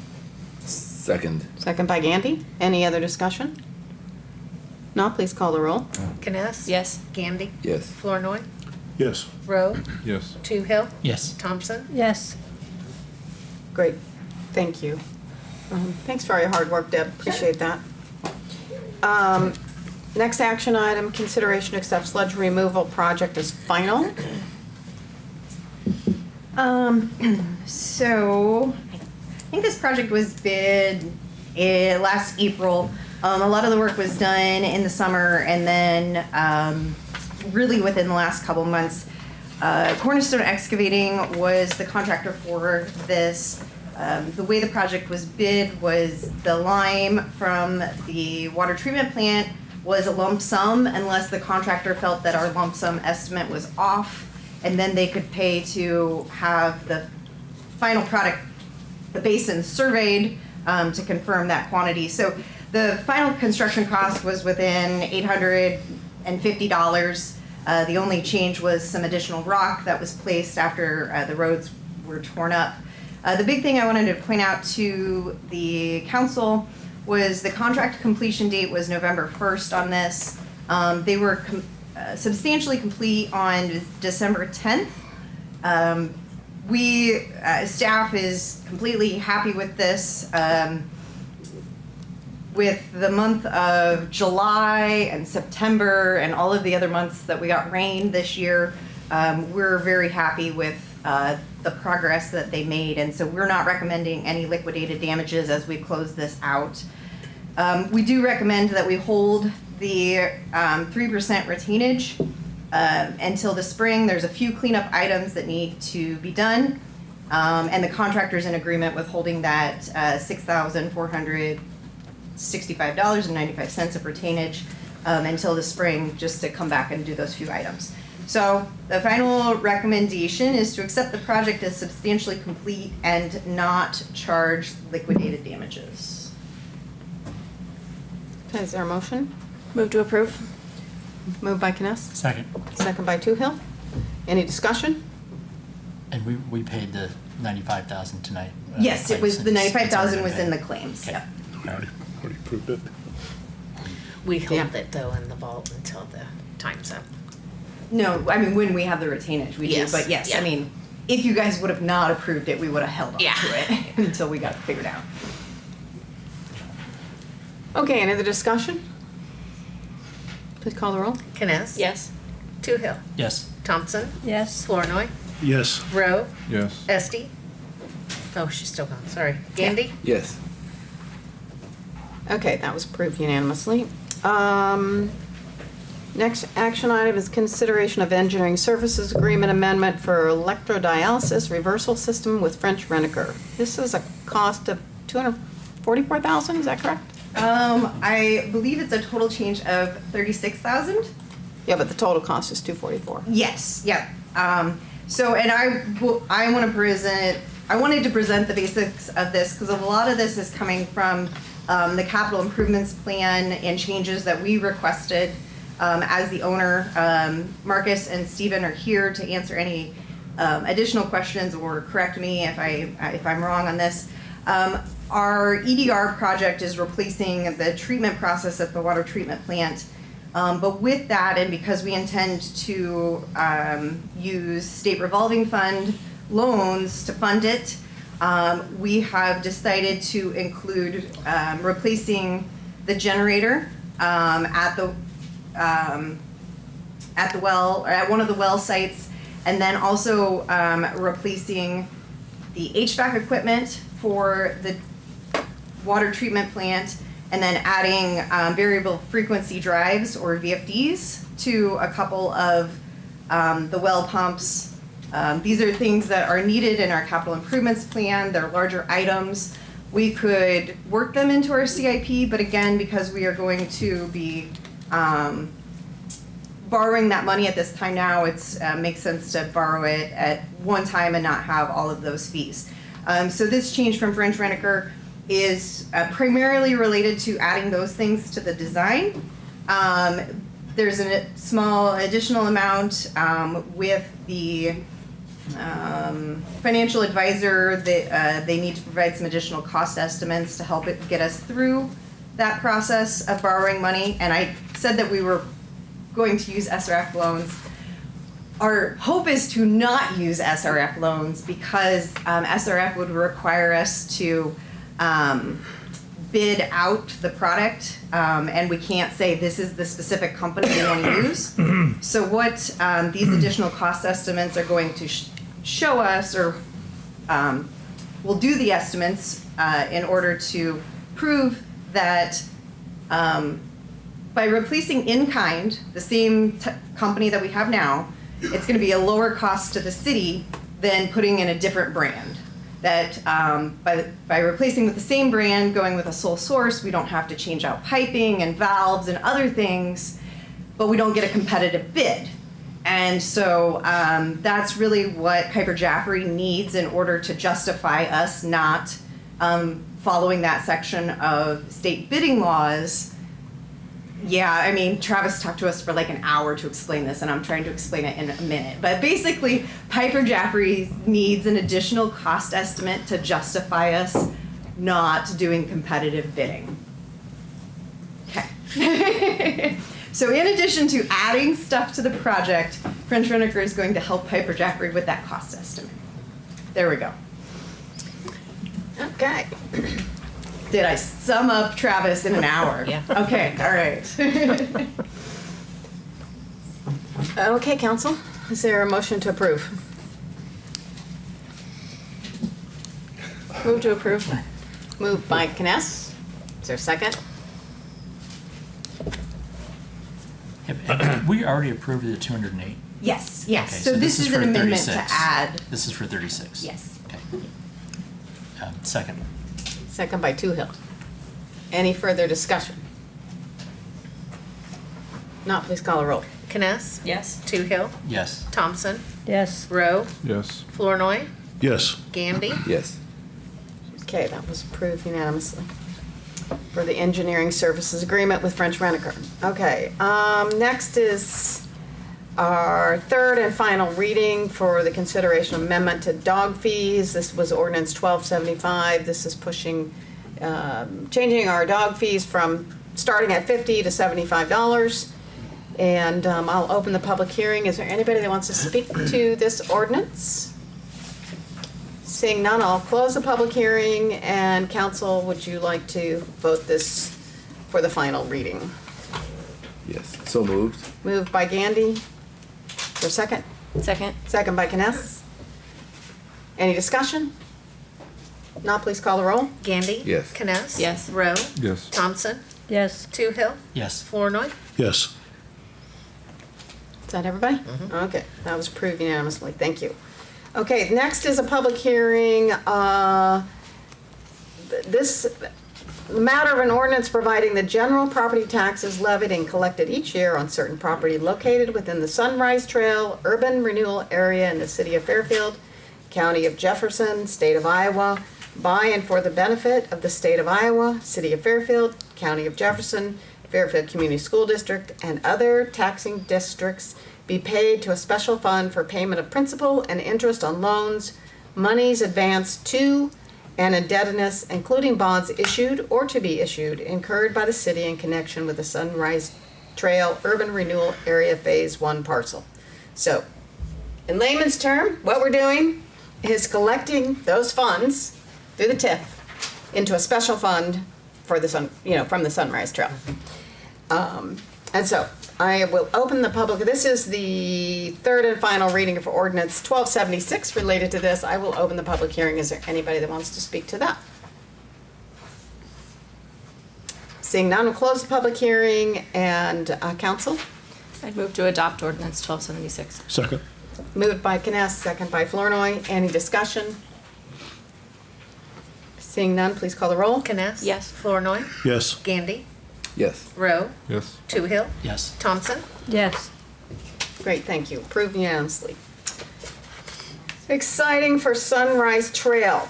Okay, under the mayor's report, Your Honor, I'm sorry to interrupt. yeah. I just noticed that we accidentally skipped over the recommendations portion that was connected to the annual report for beautification. Yes. Did you want to skip over that? or- Yes, let's do that when we do budgeting. Okay. We'll set a time so that the Ways and Means can go over that with you, or we'll do it in a, So the recommendations are not budget related? okay, well then let's do a work session. Okay. Yeah, No, before I get to the things that are mentioned, I just want to mention that Ed and I met last week with I guess you could say a delegation. There were 7 mayors here from the Ivory Coast. And so that was quite fun to meet with them. And we had an interpreter because they speak French. And I know no French. And so it was interesting. You know, we got to share, you know, they had lots of questions about how things operate here, even like, does the city have any connection with the schools, and how we did certain things. So it was kind of a fun morning. What were they doing from the Ivory Coast here? Well, it's a state program, I believe, or a federal program. It's a state program. Ed, you know a little bit more about it than I do. Good evening, Council. So the organization, the Iowa organization that organized this is called Global Ties, and they're kind of a tied or division of the U.S. State Department.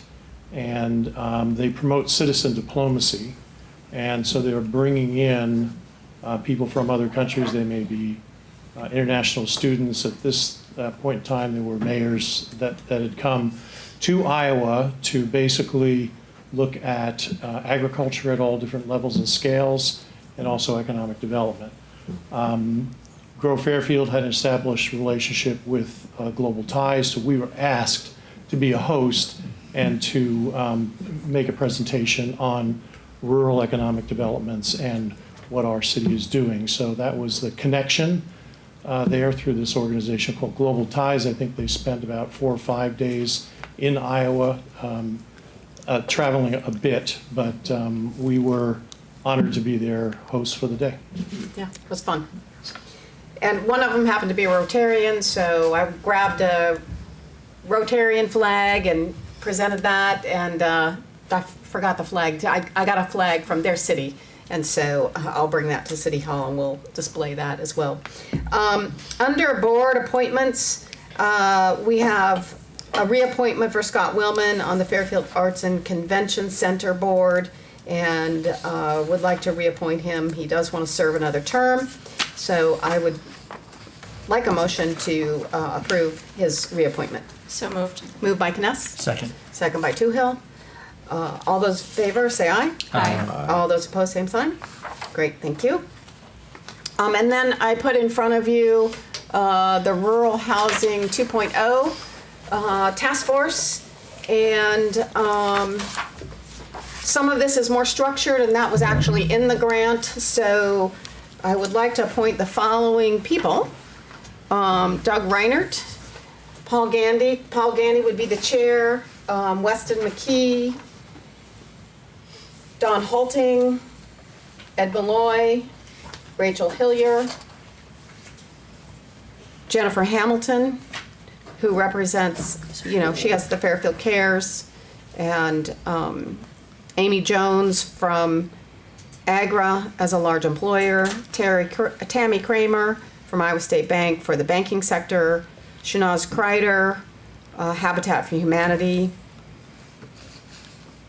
Anna Aversing, she is from Iowa State, Dora Pollock representing younger workforce here in Fairfield, Curtis Smith from Jefferson County Health Center, Seth Miller from Cambridge, and Faith Reeves, our sustainability coordinator. So it's a big group, but we're gonna have lots of interaction, so, and representing a lot of different areas of the community. So we look forward to that process starting after the first of the year. But if we'd like a motion to approve those appointments, yes. Ed, did I miss someone?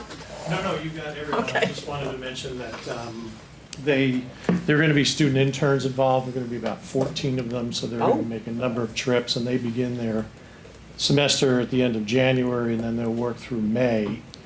So they are going to want to have interaction with local government as well. Okay. In fact, 2 of the leaders, Anna and another woman, are going to be here on Thursday.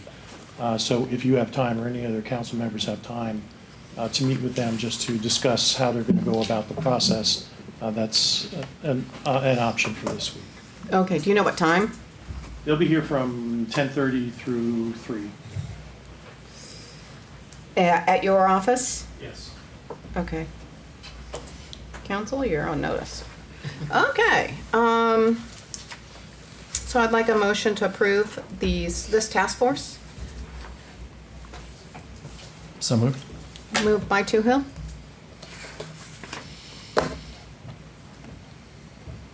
Second. Second by Kness. Any discussion? Please call the roll.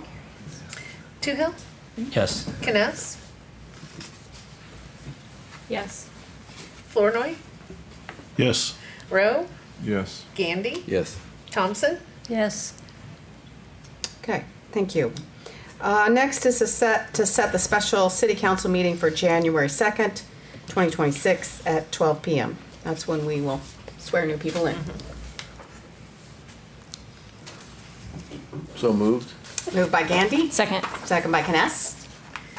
Any discussion? All those in favor say aye. Aye. All those opposed, same sign.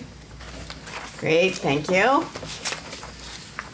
So that will be at noon. I don't know if I said that. Next, which is not really on the agenda though, is I want to present the certificate of appreciation to Mr. Doug Flournoy, our at-large councilperson, for your outstanding commitment as Fairfield at-large councilperson, January 1st, 2014 to December 31st, 2025. Thank you for your dedication and service on behalf of the city of Fairfield. And I would want to just say the last, 12 years for Doug, he's really contributed a lot to the city of Fairfield. A lot of hours, a lot of time, not much pay. But he's a good steward of Fairfield, and we totally appreciate everything that you've done. So, yes.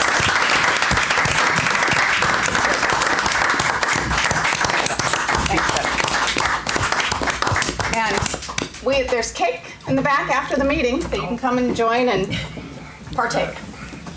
Celebrate Doug a little bit. Okay, city attorney report. Yes, I'm not going to try to get into too much. I mentioned that I went to school for 3 days about taxes.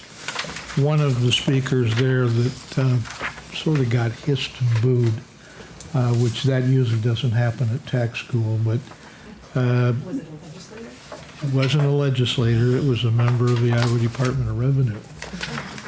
And they were reporting on the legislative bureau that reports on the budget fund available and tells the legislature what to expect as far as income and expenses on the state side. And the report was probably consistent with what we've been hearing for the last 2 or 3 years as far as our House File 718 experiences. It's going to be another belt tightening year as far as the state's attitude. And I know there was some back and forth from some of the people in the audience about the idea that there actually is a lot of surplus that's not being discussed very much, and it's a political football. So, I don't know where that's going to take us, but I expect we're going to have another tough year budgeting. So I'll mention that and just say that things are tense, and right now it's I guess it's something we'll just have to wait and see what else we're going to get. But I think you'll probably run into some of our neighboring towns and so forth also that have some concerns about where is that going and how much else can we do, or how much of it's really in our control. The other thing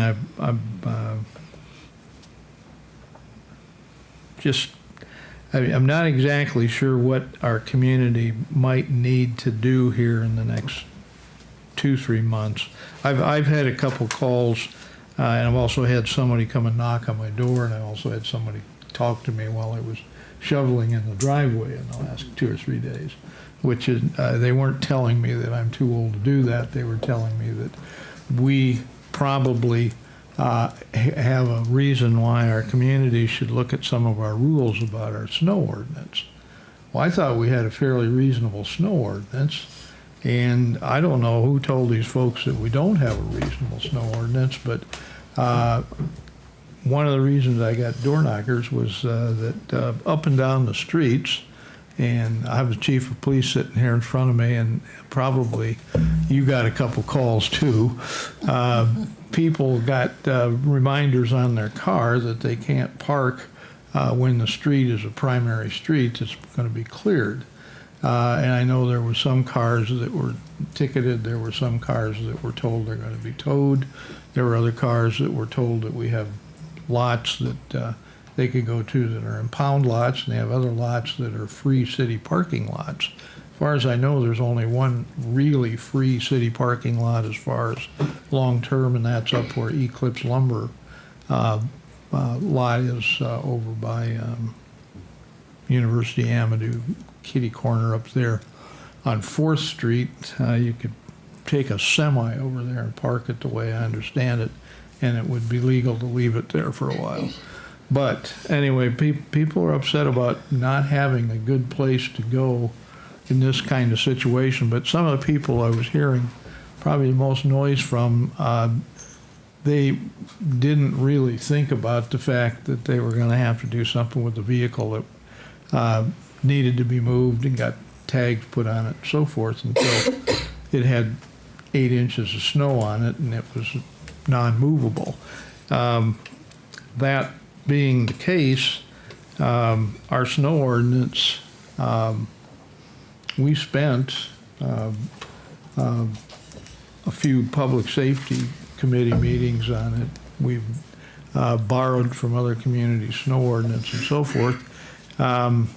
It's not an unlawful search and seizure, although somebody circulated some of that among some of the people that were upset about being tagged. And if we do that as part of our policing powers as far as public safety, it's more a matter of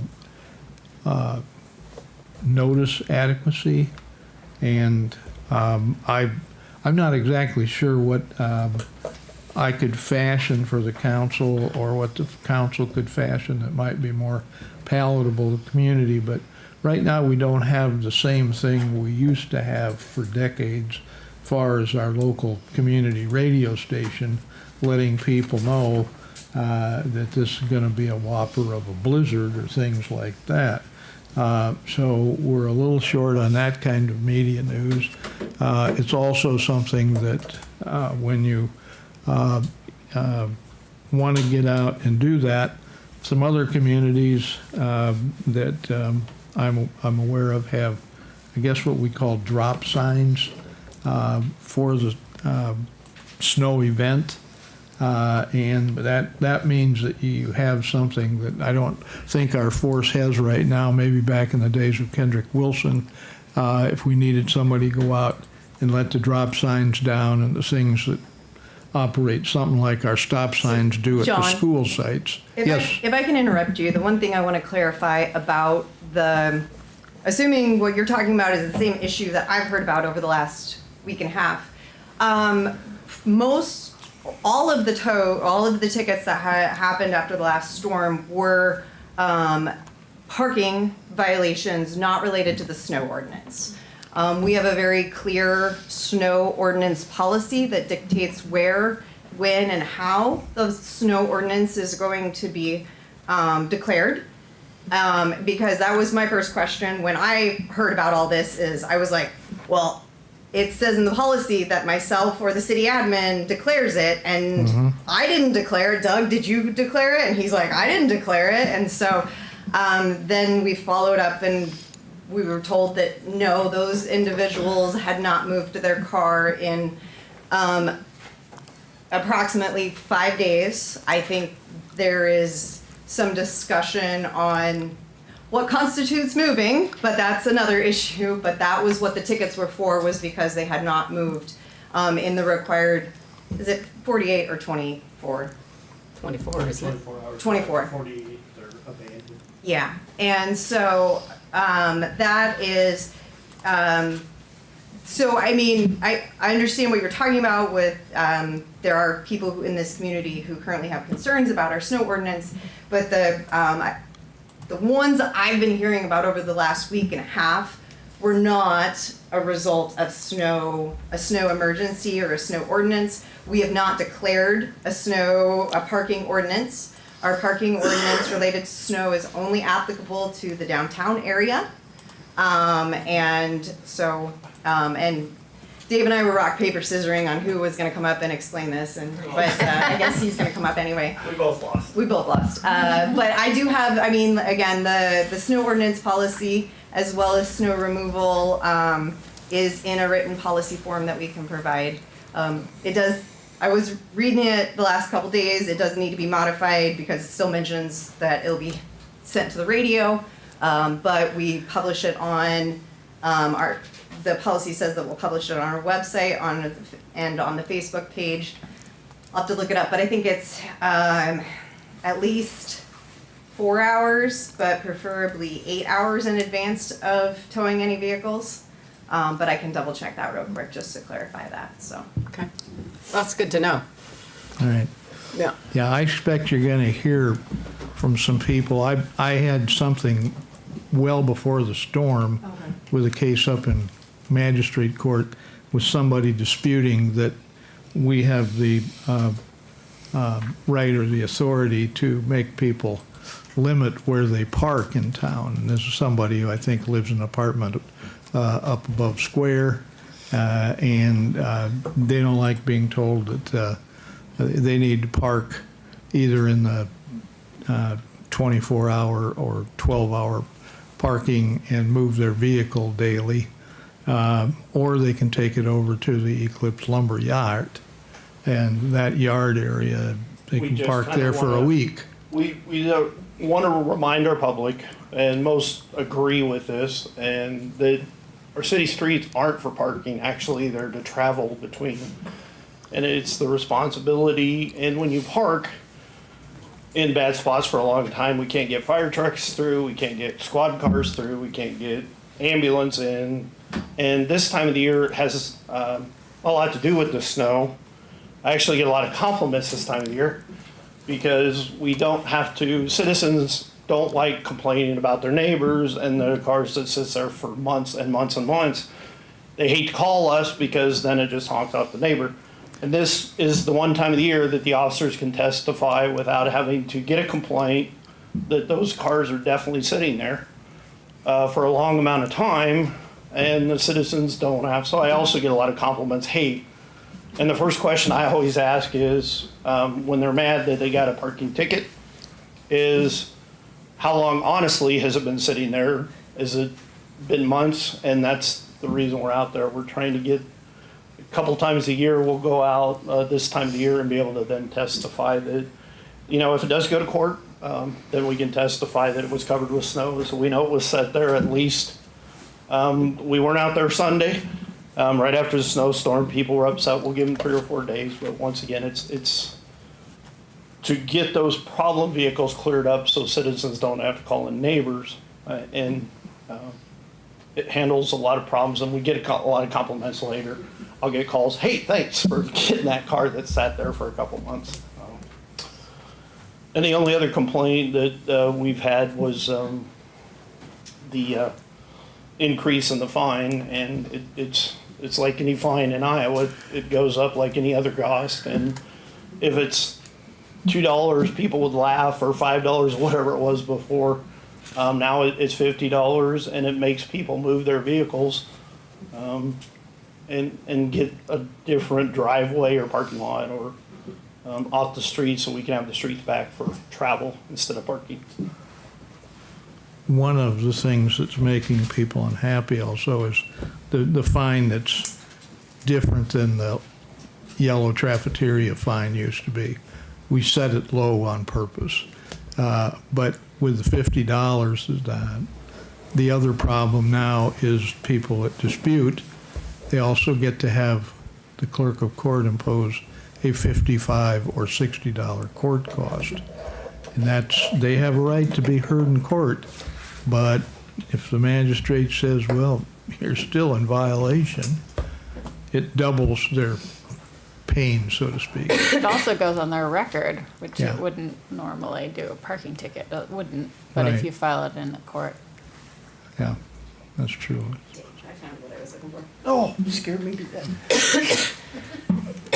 So our snow emergency says that it'd be called by the street superintendent with consultant of city admin, city engineer, or city clerk. If they're unavailable, assistant street superintendent will call the snow emergency. That there's a specific statement that would be shown. The policy is to provide notice of the snow emergency at least 12 hours prior to the effective time of the emergency. For example, if the emergency becomes effective at 10 p.m., the notice of the emergency will be provided by 8 a.m. In cases when a storm is moving quickly, the notice may be less than 12 hours at the discretion of city staff. Where a snow emergency will be declared via press release, which will be distributed to KMCD, the Southeast Iowa Union, Fairfield Media Center, Fairfield Chamber of Commerce, Fairfield PD, Jefferson County Dispatch, and Fairfield Community School Districts. The emergency will also be posted to the city's Facebook page. If the emergency is declared during regular working hours, the snow emergency will be posted to the city's website. Okay. Anything else, John? Just one thing, and I don't know if anybody else has said anything to different personnel over here at City Hall, but we had a situation that was talked about a few different times in front of council over at 2nd and Harrison. There was some large trees out on the parking right-of-way that encroached in the city's right-of-way. There were also a 6-foot-tall fence that obstructed the vision at the corner to a point where triangulation of trying to see vehicles approaching the intersection was about impossible.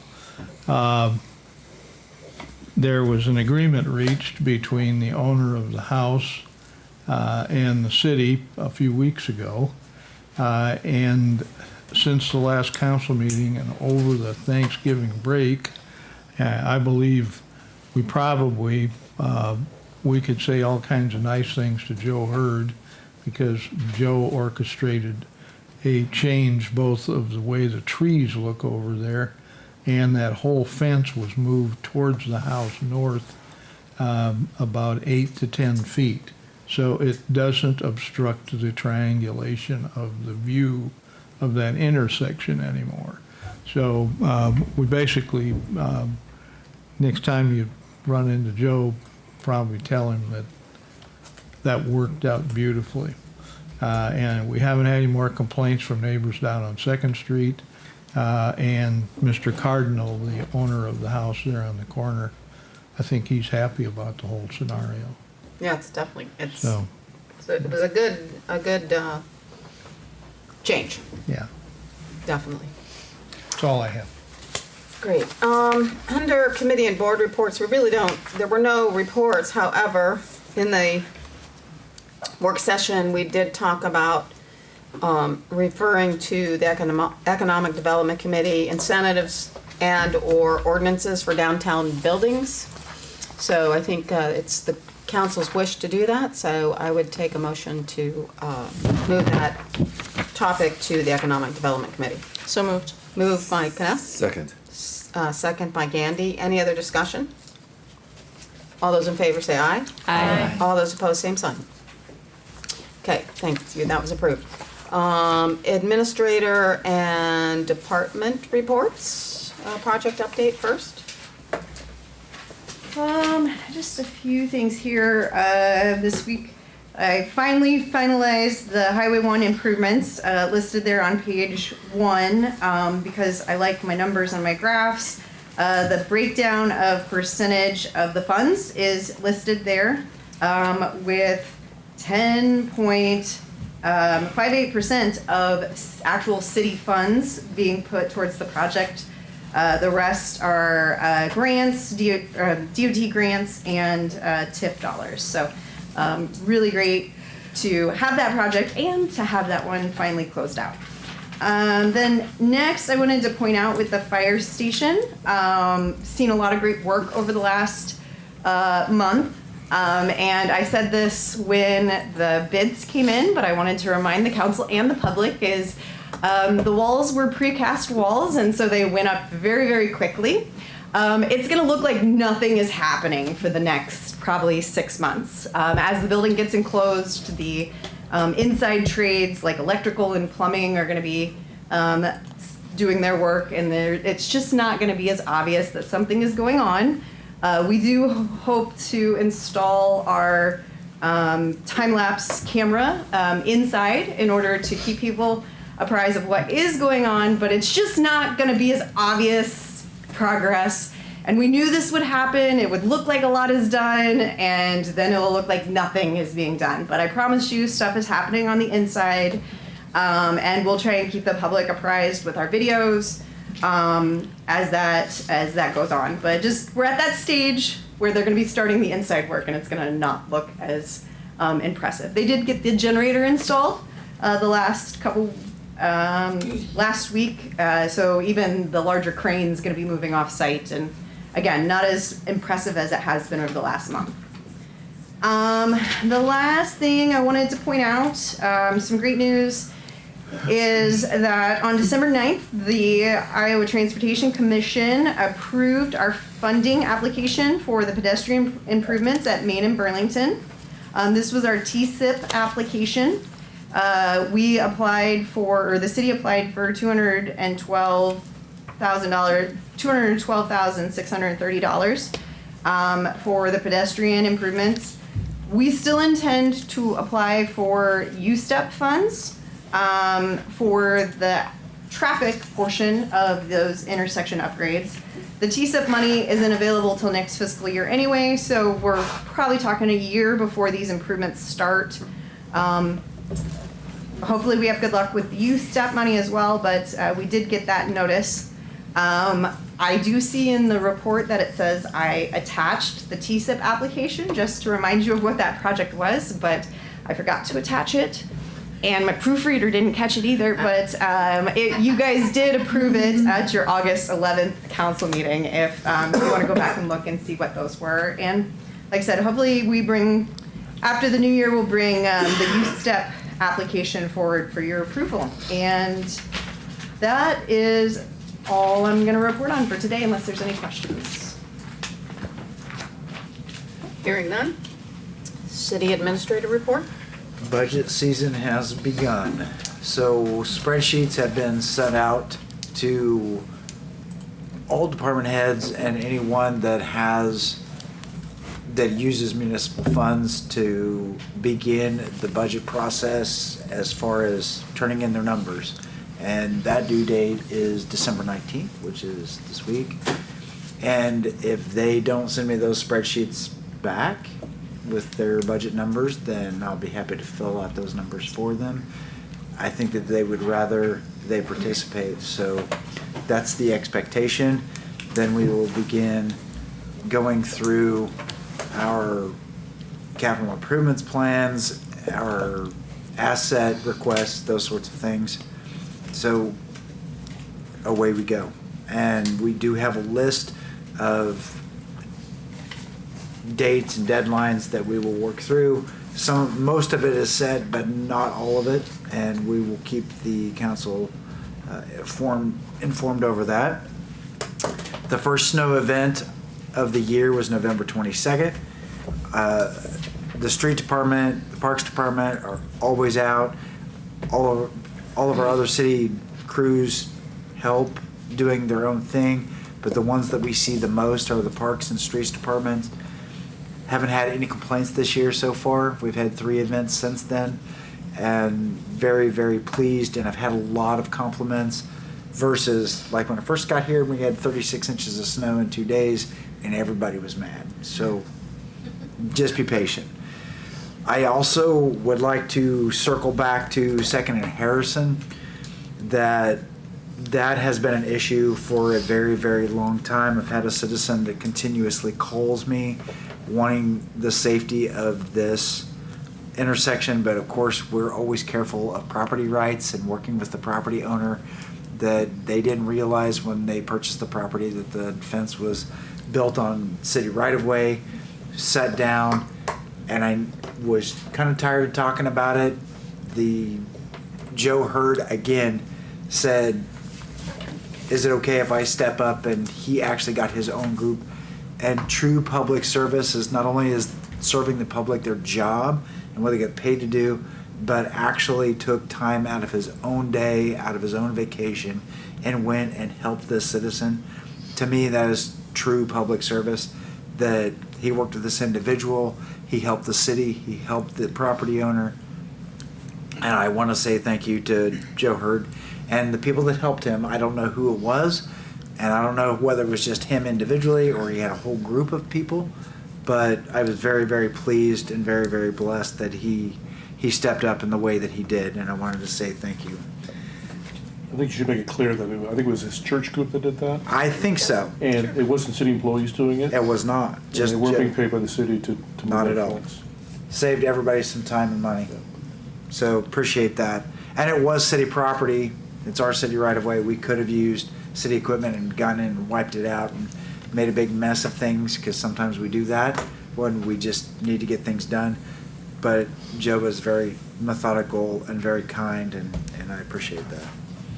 So very little cost to the property owner, very little cost to anyone. So the yards got shrunk a little bit. And lastly, the New Year's Eve is coming up, and typically in tradition that we close at noon on December 31st so that everybody can get ready for their New Year's Eve party, and everybody have a very safe and happy New Year's. I don't know what everybody does, but it's usually fun for the young ones. I'm usually in bed before then. I was gonna say, go to bed by 10? Not me. Okay. Okay, great. I sit for questions. Any questions for city administrator? Okay.